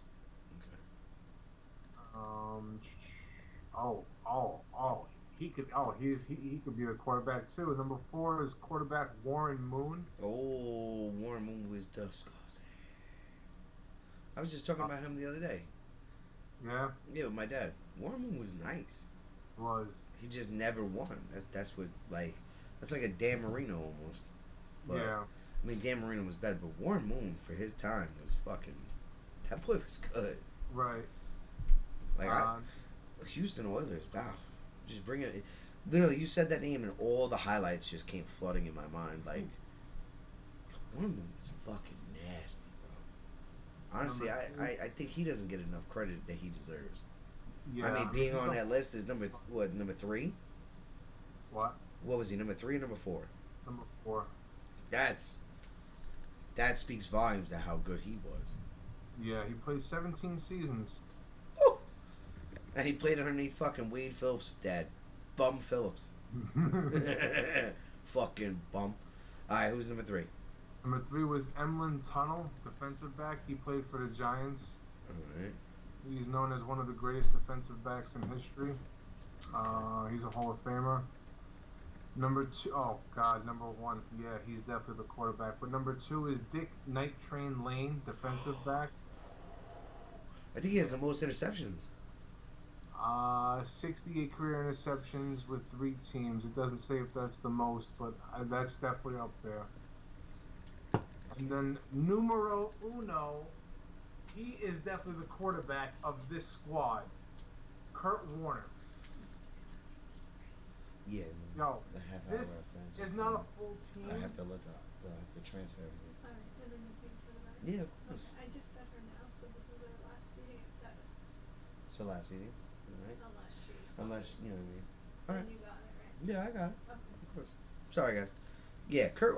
I was waiting for Kurt Warner, but you have to put Kurt Warner on that list. He's a Hall of Famer. Team, but out of these 30 guys, like if you put these guys onto a team, this is a squad, man. Like, Well, all right. Well, here's the thing though. With Kurt Warner, what Kurt Warner are you getting? Are you getting the Giants Kurt Warner? no, you're getting the Rams Kurt Warner. Yeah.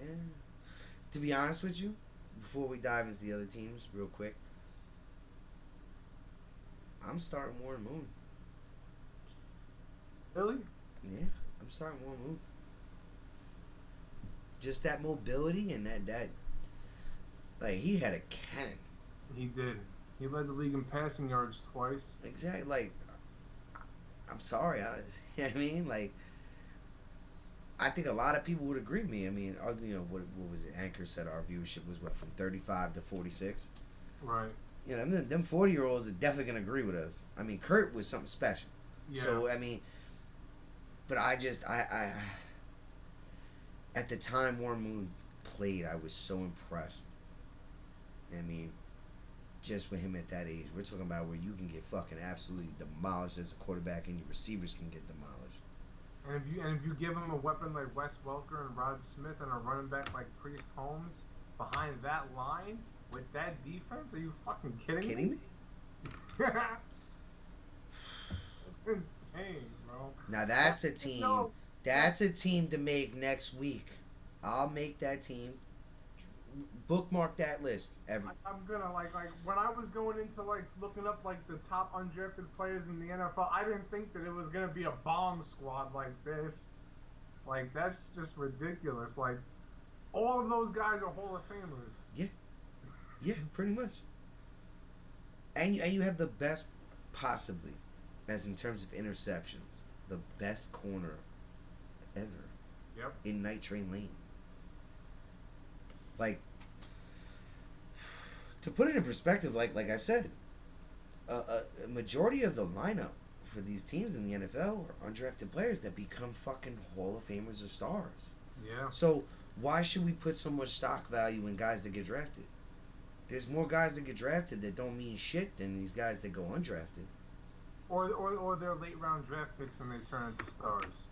All right, so I'll lead it off with the Carolina Panthers, then you cover up Atlanta. Yep.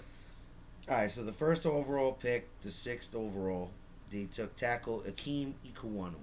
Great pick. You want to rebuild? That's how you rebuild. Absolutely.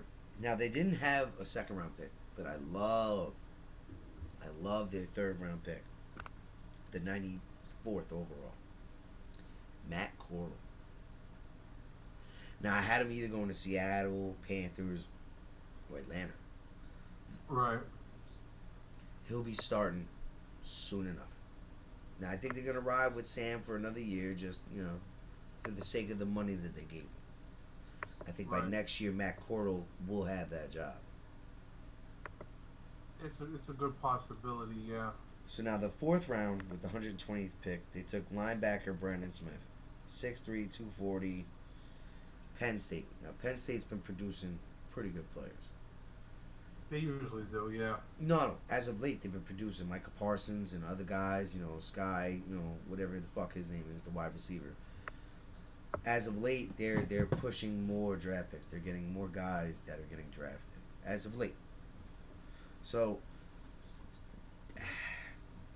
Alright, so for the Bucks, by the way, I gave them a C+. For the Panthers, I'm giving them a B-. I wish they would have had a second round pick. They didn't. So that's why they have a B-. If they had a second round pick and they had taken, a position of need, it probably would have been a B+. Yeah. Alright. Alright. So launch off into Atlanta. I'll be right back. All right. So the Atlanta Falcons, with their first pick in the first round, they took wide receiver Drake London out of USC. They're projecting him to be a good starter within 2 years, but like we just went over, those prospect grades and projections don't really mean much. This kid looked really good, but I don't feel Atlanta was in a position to be drafting a wide receiver with the 8th pick, especially if they're in a rebuilding Sorry process about that, guys. post Matt Ryan. To take a wide receiver with the 8th pick, you could have had one of the better defensive players on the board at that point, or offensive lineman, and you could have just started the real rebuild of the team. I think getting Drake London is a good pick, but it's like, I feel like it's kind of a setback, because you could have, like I said, you could have had one of the better, or if not the best, defensive or offensive linemen on the board at that time. And I get it. We can draft offensive linemen. We don't have a quarterback. Well, No, I get it. They have Marcus Mariota.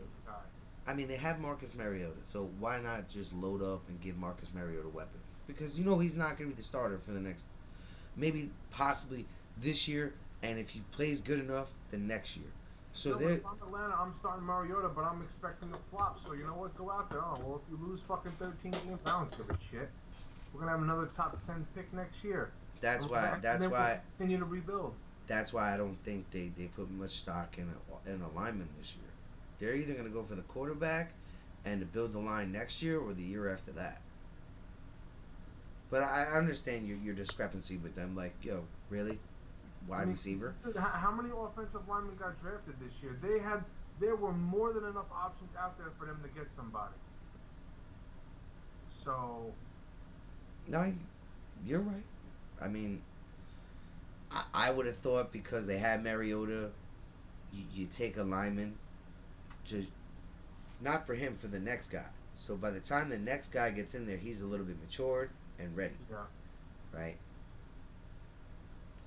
So with their next pick in the second round, their first pick, they took defensive end.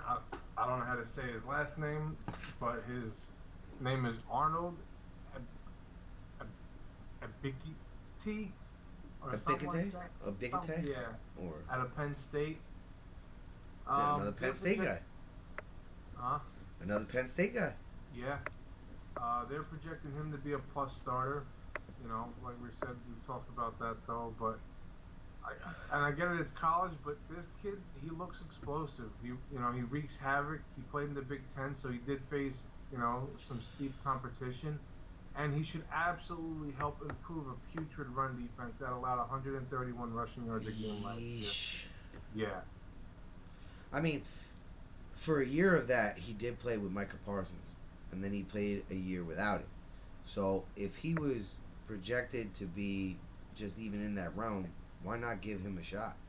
If you could put him next to somebody like a Micah Parsons and replicate what they had that year previous, you may be looking at a sneaky fucking pick right there. That looks like a sneaky pick. It really does. With their next pick in the second round, this one, it looked to me, this one was definitely a shot in the dark. They took linebacker Troy Anderson out of Montana State. this kid was originally a quarterback, you know, but from what I've seen on him, they feel like he has a lot of raw untapped potential. Well, for the fact that he played quarterback and they move him to linebacker, he could be able. He may have a niche where he reads it a little bit faster than most people do, because he Yeah. already, as a quarterback, he knows the setup. He may know the little nuances. Yeah. So, depending on how that pans out, I'm not in love with it, but I do disagree with it. Linebacker.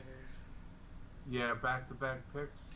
I mean, if their format was, hey, we're going wide receiver and we're going defense, we're trying to get younger on defense, then okay, I'm okay with it.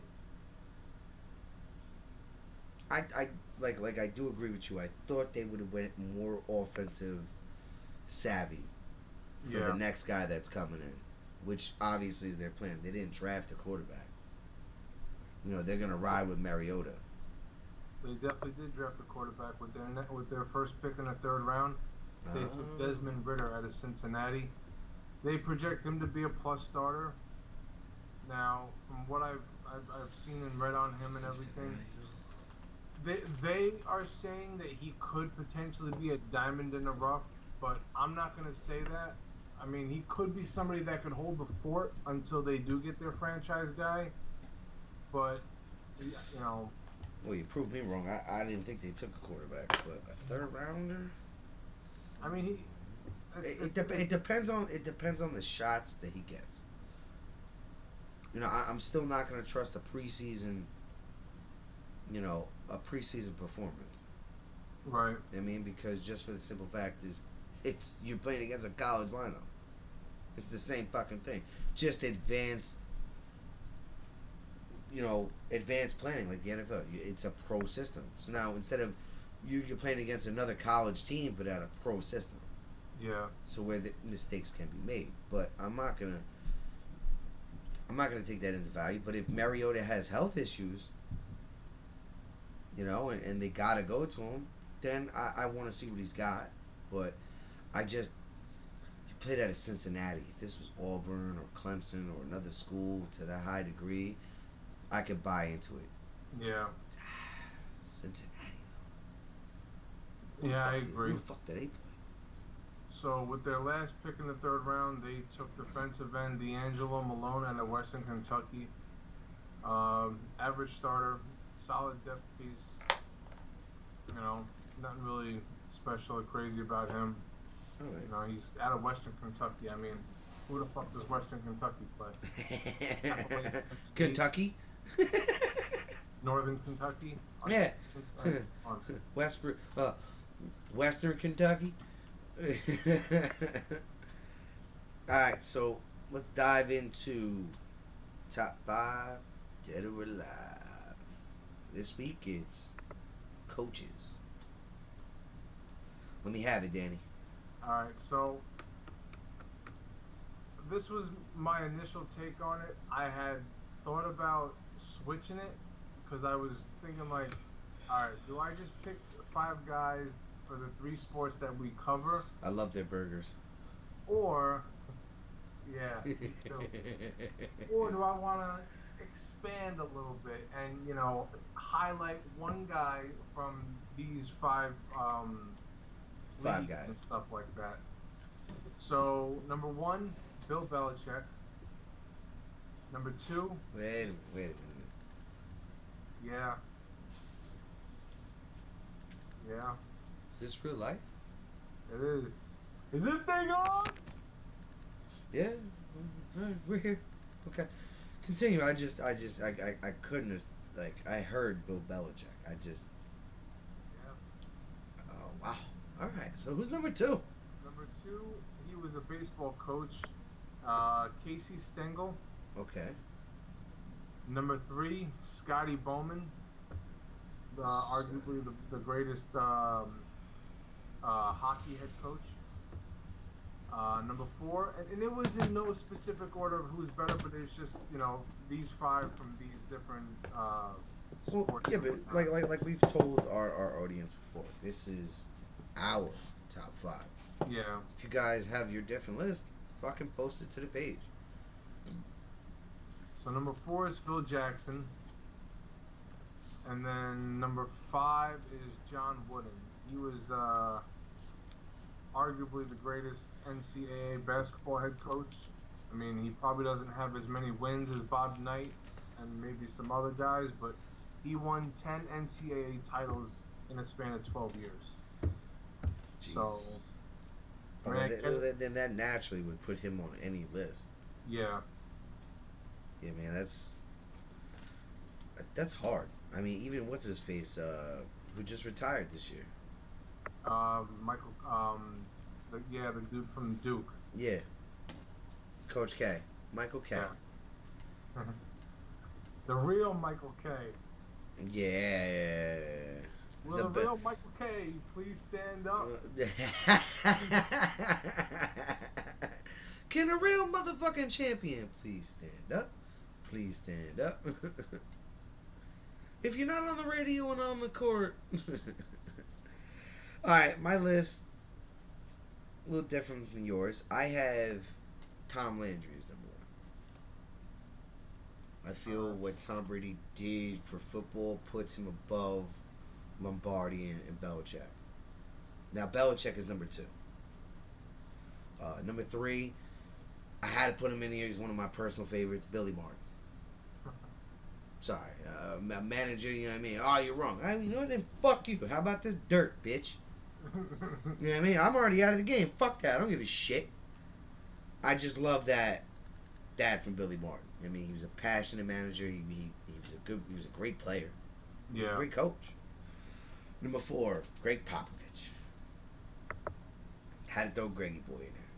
Popovich has done a lot of things in basketball that is very special.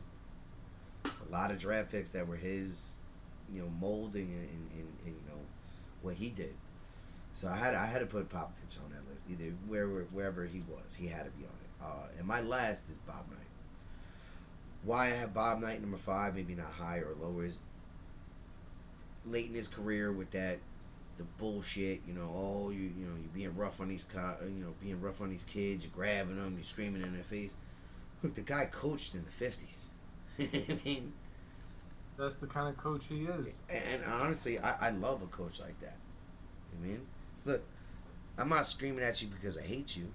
I'm screaming at you because I know you're better than that. And I'm trying to get the best out of you. Exactly. And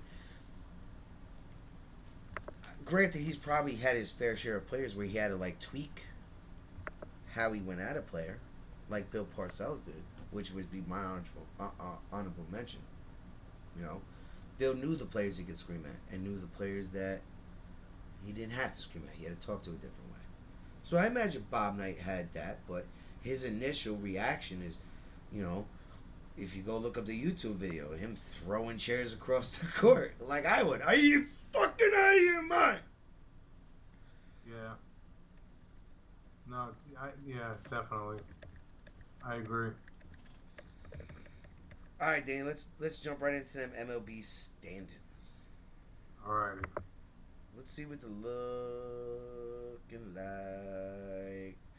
So in the American League Central, the Twins are in first. They're 32-25. They got a 4-game lead over the White Sox and the Guardians. You mean the Indians? Yes. But God forbid I offend somebody because I say Indians. What's the problem with that? In the American League East, the Yankees are in first. They have a 7.5 game lead over the Blue Jays. They are 40-15. And in the American League West, the Astros are in first. They're 36-20. They have a 9.5 game lead over the Angels, because we know what the fuck just happened to them. They're on a 13-game losing streak. So if you take those 13 games away, or just as losses, split it. Go 6-7. They would be 33-24 or something like that. What? A couple 4 or 5 games out? 3 maybe. I mean, but before you move on, they fired their coach Joe Madden. They did. Now, if we were 80 games plus in, and you have a slide like that, okay, I can possibly see the firing. But if you want to argue, oh, it's early, we can get somebody else in there. But how much is all right? How much of a change are we going to see? Yeah. Like Exactly. that's going to take time, and whoever is the interim coach or takes that job, you know how much immense pressure is on you because A lot. it goes two ways. I do good, I possibly can get the job, or stay on the staff. I do bad, I'm out on my ass too. Yep. So their coach, the interim coach is Phil Nevin. The name sounds familiar, but I'm not really sure who that is. And like we said before, this guy's a championship winning coach. He's been to the playoffs. He knows what it takes to win. and it's relatively early. We're in this. There's 100 games left to be played. Yes. 100, not 50, not 60, not 70. 100 games. Yeah. Now they started off like wildfire, right? In a sense. In kinda. a sense, they held first for like a month or two, and what we say weeks ago, the Astros are gonna catch their groove and they're gonna catch back up. We knew this. This is not a shocker. So the Angels are relatively. We knew they're gonna be fighting for a wild card spot. Yeah. Right. So you have a 13-game skid. It's not the end of the world. I mean, Firing your fucking coach or your manager doesn't solve that fucking problem. Now you just put your fucking team into a fucking even a worse situation. yeah. New coach. Now everything's changing. Now we got to fight to win a game. The signs change. The locker room changes. Everything changes. Yep. Vibration. Yeah. No, it's. I don't understand it. Granted, they did shitty. Whatever. How they feel. You still got to let the guy finish the year. This isn't football. I mean, how many times have we seen a team collapse in the last month of the season after having a 7 or 8 game lead? Mets, like A couple teams. you know, we've seen it before. Mm. You know, so and yeah, granted you're 9 games out of first, but I mean, But you're not 9 games out of the wild card. no, they're currently 2.5 out. Yeah, and that's because you're on a 13-game fucking skid. You're not on a fucking, it's a skid. You're gonna have to bounce back. Every team in baseball bounces back to an extent. So you may be leading the wild card in another week. Was it worth firing your head coach and changing the entire dynamic of your fucking team mid-season? Yeah. I agree. I don't. I'm sorry. Not smart. Like we said about last week about Girardi. What sense did that make, dude? Yep. And like him, he's another. He's won championships. You know, fucking. He'd been there as a Yeah, player, a that's what it coach. takes to win. So why are you like? And that's the last year of his contract. So why are you really gonna bail on him now? You really don't want to just ride out the end of this year and just see how it goes? You're gonna get rid of him regardless. And maybe not. Maybe he fucking turns this shit around and makes the playoffs, and you're like, how about a 2-year extension or a 3-year extension? Or a 1, whatever it is. You know what I mean? But Yeah. give the guy a shot. I understand. If we're talking about 7 years, they've been there and shit hasn't fucking panned over. All right, maybe it's time for a firing. 3 Yeah. years in, 2 years in. Talk about who's a little fucking trigger happy there. Right. Who's barking up your ass saying, well, I want to fucking win right now? Yeah, and then the day they release him, the team scores 10 runs. Go figure. And this isn't football when you fire a manager and you can see the change. Baseball's different. It takes a little while to see it. Yeah, exactly, because that's the same lineup out there. Now, and I don't imagine that the fucking Angels, that team hated Joe Madden. No. Joe Madden's a great fucking coach. I've always known, from what I recall, I've always known him to be a great players coach. Exactly, so there's no way they hated him. So that had to be all upstairs. Yeah. That's why I said what I said was earlier. They may be cleaning shop completely. Well, we'll see where they are. What is it? June, July.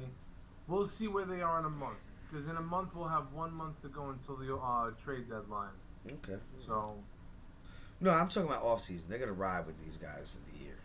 well, I mean, if you figure they've already lost 13 in a row, so they're 27 and what? Like I said they're 27 and 30. So, if they fall out of second, if they drop into third or fourth place by the trade deadline, Yeah, they may be looking. They may be looking they're to going to be move. sellers. I mean, do they trade Trout or Otani? Probably not. But those will probably be guys maybe they look to try to trade in the off season. But All right, so go on with the standings. the National League East are in first. The best team in have- New York. Huh? The best team in New York. Record- Every Yankee fan, like my mother and my father, would tell me I'm out of my fucking mind. But yeah. I'm sorry. Look at the way they win. Well, we'll see what happens now. We'll see how long Alonso's out. We'll see how long Marte's out. You know, that's definitely Dude. going to be a blow. All right, the way I see it is, yeah, they get hurt, they'll come back. It's not that serious where it's season ending, and it doesn't seem like it's going to be a long time for these injuries, right? We're gonna see how good they really are. If they Yeah. keep the same trend, then that'd be for me defending against Yankee fans. Dude, that's more evidence that they're about it.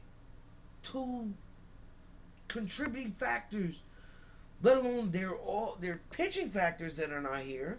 Let's pull two bats. Fuckers are still winning. You know, even if, you know, like you said, oh, if they keep at the pace they're going without these guys, even if they don't keep at the same pace and they kind of just, you know, play 500 baseball for the next week or two or whatever until they come back, that's fine as well because you're still going to be in first place. No, but you know, as like looking at that team, if they're gonna be out here, they're gonna put up that 500 record, and they're basically at now I would say they're at half power, right? Yeah. And then they're out here still winning. That's got to be accounted for. Sorry. It has We to. do have an update though. So there are no broken bones or fractures or breaks in Pete's hand. All right, So that's the best news possible. yeah, so that's what, maybe a So- week or two. No, not even. I was listening to the fan today. You know, he definitely sits out tonight. Tomorrow's an off day. You know, he could be back in the lineup Friday. I give him a week off.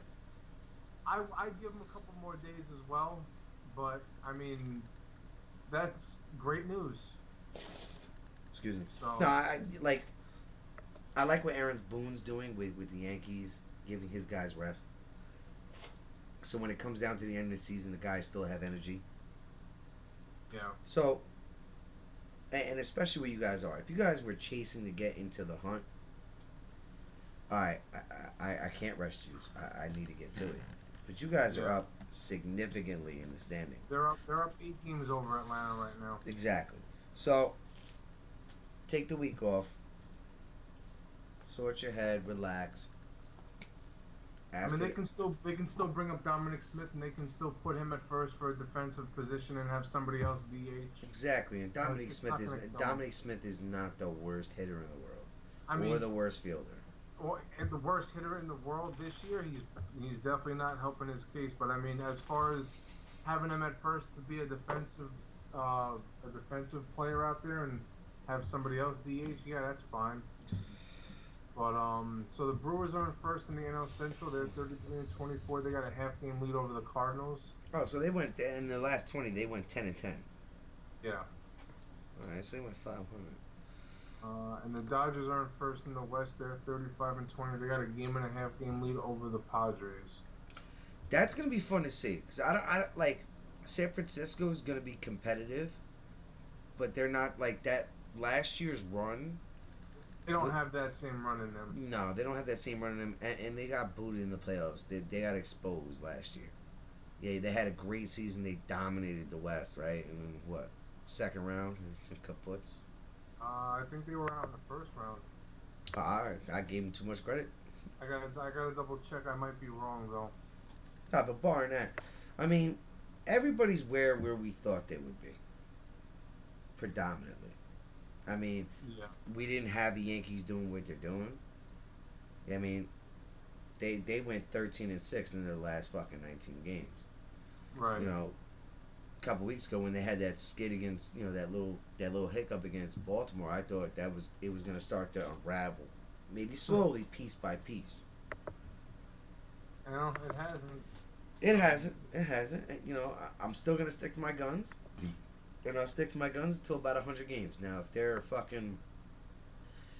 70 and or 60 and 65 and 35, yeah, I got to take it back. I can't. Yeah. No, I feel you. Now I'd have to gracefully bow out because my argument's null and void. They took a lineup which we looked at in the offseason as an old lineup that didn't look like it would compete that much, barring Stanton and Judge's performance and LeMahieu and the pitching staff, but they've been trucking along, man. First team to 40 wins. They were. Yeah. I still think the Mets are the better team, to be honest with you, 100%.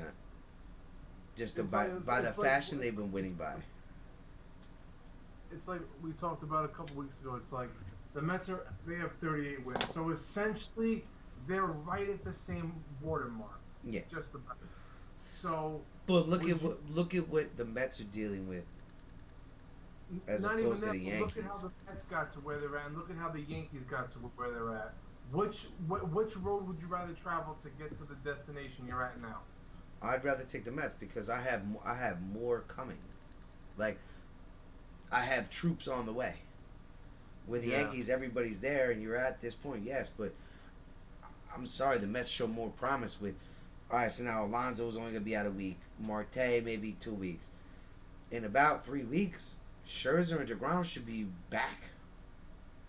So now McGill's on his way back in about a week. So now you have everybody. They're 38-20. Imagine what this team would have looked like if DeGrom was healthy and Scherzer didn't get hurt. They could have easily been the first team to 40. They could be at almost 50 wins. Yeah. Yeah, I mean, that's if everything went right, or they could be halfway to 50, or 44, 43. But yeah, I agree with you. I think the Mets look better than the Yankees right now. And there's nobody, and honestly, I really don't think there's nobody that the Yankees could trade for as far as pitching wise that would compete at the level of DeGrom or Scherzer when they come back and they're healthy. Well, I mean, I just asked you, hit it or love it. Yankees trade for Mike Trout. If they trade for Ohtani, and they trade for Ohtani and ship John Carlos stands out, right? Avoid the payday. Right? No, I mean, the Yankees have Ohtani's number, so I don't think they're gonna want to. Yeah, you got his number. Why compete against him and fuck it up one day you don't have his number and the guy goes fucking AWOL against you? Why not add him to your team? Your starting pitching group gets fucking that much better, and you're adding a fucking bat and a guy who steals bases. Yeah. I'm sorry. All right, so you're gonna have to pay Judge, right? And you want to keep Judge. You've kind of essentially already paid Stanton. Ship his ass out. You get a younger, two-way player who's an MVP, and the Bronx and New York is gonna open their arms wide the fuck open for Ohtani. Yeah. They are. Either Yankees or Mets would open up their arms. Oh yeah, dog. That'd be their baby. I mean, that's the face of the city. I'm sorry, that's over Judge, anybody. Shohei, besides Mike Trout or Bryce Harper, his name says it's Showtime. He is the face of New York. Instantly. He's the face of California. You can't say otherwise. He's the best player in Los Angeles. I'm sorry. Yeah, As far as the comparing the two baseball teams, yeah, What? I could. The Dodgers, San Francisco, and who else? Well, I wouldn't really consider the Giants an LA team. It's a I know. California. I said California. I say he's the best player in California. He is. If he was only doing this hitting wise, there'd be an argument for other players. There's nobody doing what he's doing. I'm sorry. So until somebody can do that or do it better, then yeah, I'm sorry, he's the best player, in my opinion, in baseball. Now, granted, Vladimir Guerrero Jr. is putting up a really fucking good argument about that. You know, like I've said, this kid is really good, and he absolutely definitely could be better than his father. I think home run wise, maybe, but I think all rounder, I think his dad takes the cake on that. His dad can hit anything. Didn't matter where it was, no, it could skip on the ground. The cocksucker would still hit it. He can go. He can get down on one knee and hit that shit out. Gone. All right, so we're gonna move into our next segment, our final segment, and I think it's a goodie, like we've had for the past couple weeks. Our versus segment. This is a doozy this week. Yes, it's almost it's more of a doozy than it was last week for Terrell and Randy. This week, it's Cal Ripken Jr. versus Derek Jeter. Who's better? Danny? Let's hear the Iron Man. All right. So, Cal Ripken played 20 years. He played in 2,632 consecutive games. He hit 276. He had over 3,000 hits, 3,184 to be exact. 431 home runs, 1,695 RBIs, 19 straight All-Star appearances, a World Series, a Rookie of the Year, a 2-time AL MVP, a 2-time Gold Glover, 8-time Silver Slugger, and he had a 979 career fielding percentage. Jesus. Yeah. Oh, and his career WAR was 95.6 or some shit like that. All right. Derek Jeter, Hall of Fame, just like Cal. Yep. Rookie of the Year, 14-time All-Star, 5-time World Series champion, 5-time Gold Gloves, 5-time Silver Slugger, a World Series MVP, and an AS MVP, All-Star MVP. Okay. The WAR, 71.3, so about 20 less than Cal. 11,195 at bats, 3,465 hits, 260 homers, and a 310 batting average. Alrighty, let's go. 544 doubles, 66 triples, 1,311 RBIs, 358 stolen bases,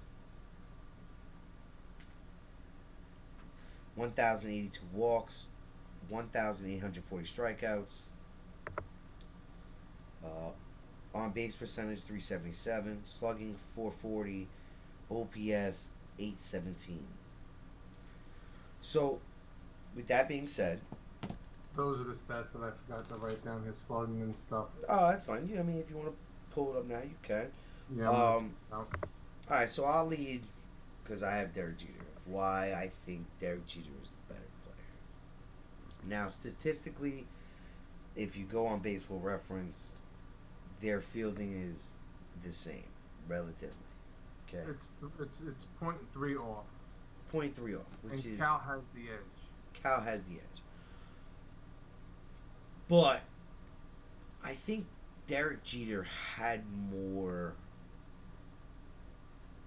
prolific moments, and he's known for that outfield grab over the shoulder in air fucking dart to first. That's one. Yeah. Then the out of place plays, the World Series play to throw out Giambi, the twice he ran into the stands to catch a ball in the playoffs. I think that's where Derek will edge him. I think Derek is a more consistent hitter, not a better home run hitter, which shows, right? So for me, the stolen bases and the more consistent hits and the average and the fielding, that's why I would take Jeter. And not to mention he's the ultimate leader. Since day one when the kid came in, he commanded that locker room. And he commanded it in a way I don't think will ever be done in baseball again. Mm. He commanded that locker room in silence to the media, but his voice was heard in that locker room. At a magnitude. He was the captain for a reason. Exactly. And to go down in history as the captain, that has to say something. I mean, it definitely does. You know, it's just because I'm not a Yankee fan. You know, it's not to take nothing away from Jeter. He was a great player. You know, I mean, Cal Ripken, in a sense, paved the way for players like Jeter to come along. Yeah. Bigger, more lengthy shortstops, Jeter and A-Rod, and you know, so on and so forth. But I mean, I don't know. Like, Before you start your argument, I've asked my mother, who's a diehard Yankee fan, and of course, no, she took Derek Jeter, but she had to think about it. And it's funny how she said it. She goes, "Well, Jeter kind of didn't care about his body in a sense when he was on the field. He'll throw himself in the stands and catch a foul ball." And my argument to her was, Cal played like how many games in a row? You know what I mean? yeah. So that kind of evens itself out. So even more than last week, this is definitely a preference. They're two of the greatest ever. And there is, as we see in their stats, there's differences. Who's better at certain things than they are? Cal was a better home run hitter, right? For sure. Jeter was a better contact hitter. I mean, Higher average. Jeter stole more bases. Cal wasn't that type of player to steal bases. But Cal, You could say Jeter was a better defender, but that's not possible. that's not true. No. I just think Jeter was just more athletic. more athletic and had more moments. Now, if Cal had played for another team, We'd be talking about him differently. we may be talking about this conversation completely different. Because if he puts those same numbers up in a championship caliber team, where his impact year in and year out, where his impact is felt way more, we may be talking about this completely different. But that's not the case. Unfortunately. Not taking away from any of them, you know, from either of them. No. Cal is the Iron Man for a reason. Cal is what, not nowadays, but you know, the 20 years ago when we were growing up, if you wanted to be a shortstop, you wanted to be Cal. Nowadays, kids will say they want to be Derek Jeter or the next big shortstop. So, Right. Or the next Mike Trout or the next Shohei or whatever. I do agree with you though. Cal kind of fathered this in, so that's what makes this more difficult than it should be. Do you take the father of it, or do you take the evolution of it, which would be the son, right? Right. So do we take the genesis or the evolution? You know, each is fucking phenomenal. You know what I mean? Yeah. You know, and we were talking about it last night, and I was trying to find a stat that, because I choose Cal, and I found the stat for why I chose Cal. His career WAR is 24 points higher than Derek. Now, you could say, just like any other Yankee fan could say, oh, well, Derek was more clutch. Okay, but even if Derek was more clutch, quote unquote, if he was more clutch, then shouldn't he be worth more than shouldn't his career WAR be more than 71? The only argument I have for that, which you have a point, his WAR should be higher. Cal played on the Orioles. Who was really around Cal? Derek played for the Yankees, where the whole lineup didn't just solely count on Jeter. Right. You know what I mean? And if we're really talking about clutch, was Cal Ripken ever known as Mr. November? Because Cal never No. really even got to fucking November. Once. One time. Why not? He won a World Series in '83. I'm sure he might have made one or two other playoff appearances, but Other than no, that, like to my not point, to give Derek. Derek had Bernie, O'Neill, A-Rod. He had guys around him. Yeah. And his WAR is still pretty goddamn high. 70? But you have that argument. Right?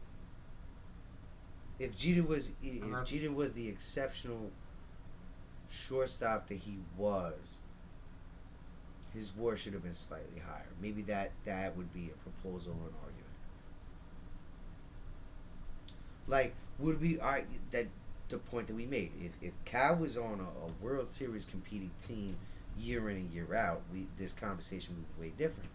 And in the same conversation, if Jeter wasn't on the Yankees, would we be talking Jeter? Yeah. Would we be talking about him like this? I don't think so. Put him on the Seattle Mariners. Maybe he wins that one championship with the team, right? And he puts up the same numbers. Okay. Does Jeter even get mentioned in the conversation with the Baltimore Orioles, Cal Ripken? I don't know. think so. I don't think so either. But it is what it is. They are where they are. And like we said, this is I fully believe this is a preference. Because either way, you're getting out with a great shortstop. Yeah. One that'll play way more than anybody else and hit more home runs and produce. And then you got a guy who's very clutch late in the season when it matters. A guy who's a consistent hitter and just as good as a fielder as Cal was. Yeah. I agree. So it's if you have the number one pick and you have to choose between either him or Cal, either way you're not losing anything in a sense. No, I mean, it depends on how you build around them. If you're building your own Mon-Star team or your All-Star team, maybe you go with Cal first, right? Yeah. Big bat, just gonna play through every injury. Great fielder. You know what I mean? Maybe you go with that, and then you go other places where you go a Jeter build. You know what I mean? Yeah. No. Yeah, it's like, it's a very finicky thing between these two, which I love that we had last week with the Terrell versus Randy Moss. We weren't expecting that. Like, we weren't expecting this. We weren't expecting to look at them. We thought it was going to be a significant one-sided thing, just like we thought with Randy Moss and Terrell Owens. And surprisingly, these guys are way closer than anybody really could imagine, besides maybe 2 or 3 factors. The home runs and what else, maybe? probably batting average, on base percentage, and games played, right? yeah. Other than that, they're solid across the board. Yeah. You could say Jeter hit a little bit more consistently, but Cal hit more home runs. Jeter stole more bases, but Cal hit more runs where he didn't need to steal bases. Yeah. Oh, Jeter had a higher batting average. Well, Cal was looking to hit for more power than anything. Jeter was DJ LeMahieu of the Yankees is the new Jeter. He's not Jeter, but he's the new Jeter. Right. If I hit a home run, fuck. High five. I'm looking for doubles, dog. Get on base, yeah. That's all I'm looking for. I'm looking for doubles and singles.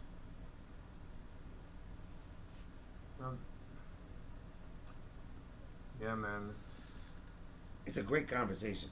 I wish there was a way we could put them both up against each other in a certain way where we could see who's the better shortstop, but let's not deny greatness when we see it. No. They're both great. Maybe if this was a different look at a different two players, where we could honestly see a difference and be like, I don't know if this other guy should be a Hall of Famer. I mean, for the past 2 weeks, we've had bangers, and me and Danny, as soon as we said it, we were like, oh, that's the one. Yeah. And then we dive into the stats, and we're like, what the fuck? How is it this close? I mean, we had the other one. What was it last week that we were gonna do? We were gonna do Pete Rose versus Tony Gwynn. Maybe we should do more like that, but I don't think we should because that was a blowout as soon as we looked at the stats. Yeah. It was clear Pete Rose is the better player. There's no getting around that. Yeah. Tony Gwynn led in, 2 stats, strikeouts, and batting average? That's it. Pete Rose demolished my man on almost every level. He played 4 or 5 positions besides pitcher. He hit better than anybody ever had. More than 4,000 career hits, yeah.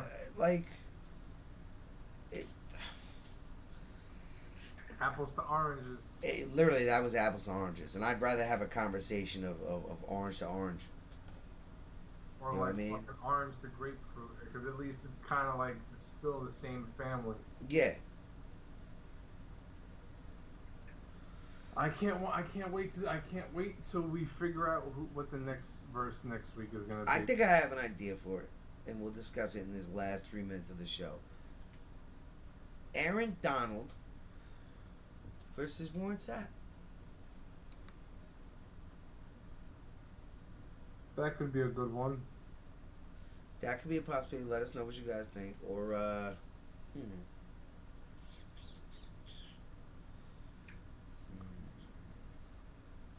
we gotta get Ray Lewis in there. Dirk Nowitzki versus Kevin Durant. I like that one too. Yeah. I like that. I love that one, honestly. And we were talking about, which I have 2K now, guys. So our next, I think, I'm going to try to do it Tuesday next week, late at night. So if you guys are up, I'm going to throw on something for us. I'm going to put on 2K, and I'm going to try to match the matchups that me and Danny were talking about. Like, The 72 Knicks versus the 2011 Mavericks. something like that. And just let it rock and see how it plays out. Mm-hmm. And maybe let it rock. We do best of 7. Yes. Because one game it does not do enough justice at all. Yeah, so we could put it at, I'm not going to put it at the 12-minute quarters because we'll be sitting here forever, guys. I'm sorry, I'm not doing that. I'll put it at 5-minute quarters and we could just speculate, So basically they're playing like a half. Yeah. But the best of 7. So we'll have that. We're going to have the Madden soon and we're going to have the MLB. Our boy Danny here didn't play much video games, but he does have it. So we're going to do that. And everything will be broadcasted on my screen. You'll be able to see Danny. It's just you won't be able to see his screen. It'll be predominantly my screen that you'll see. But both of us in the camera. So we can actually play out these top 5 dead or alives and these versus matches to some degree. Yeah. You know what I mean? And then, as we get bigger and you guys get more involved with us, you guys can submit your ultimate teams, right? And we'll put them into Madden or 2K or MLB. But we're not doing no 90 cards. I'm not sitting here for fucking 30 days trying to get one card that's in your lineup, and I haven't even built your lineup yet. It's all 70s. Okay? Yeah. I mean, that's me it. and DJ, we were talking about something the other day. There's a potential for a really good thing, dope thing that we could introduce in the future. We're not going to talk about that yet because there's no guarantee that happens. Yeah. But y'all are going to like that, I tell you. Oh, yeah. So stick around. Stick with us. Come on. Tell your friends. Tell your family. Tell your uncle. Tell your fucking neighborhood bum that's on the street. That fucker got a smartphone. Everybody got a smartphone now. Tell somebody. Yeah. Shit, if you're in England, walk up to one of them fucking Imperial Guards. Hey, cocksucker. D&D Sportscast. Come on, motherfucker.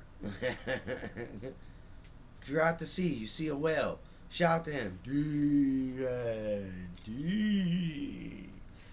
Sportscast. Oh shit, I didn't know I spoke well. Alright guys, thank you for joining us. Hope you guys have a great rest of your week. God bless you guys.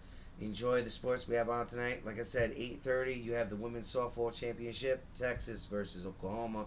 And then at 9 o'clock you have Golden State going up against Boston Celtics at the TD Garden. We'll be talking about that next Monday, guys. We'll see you guys then. Yes, sir.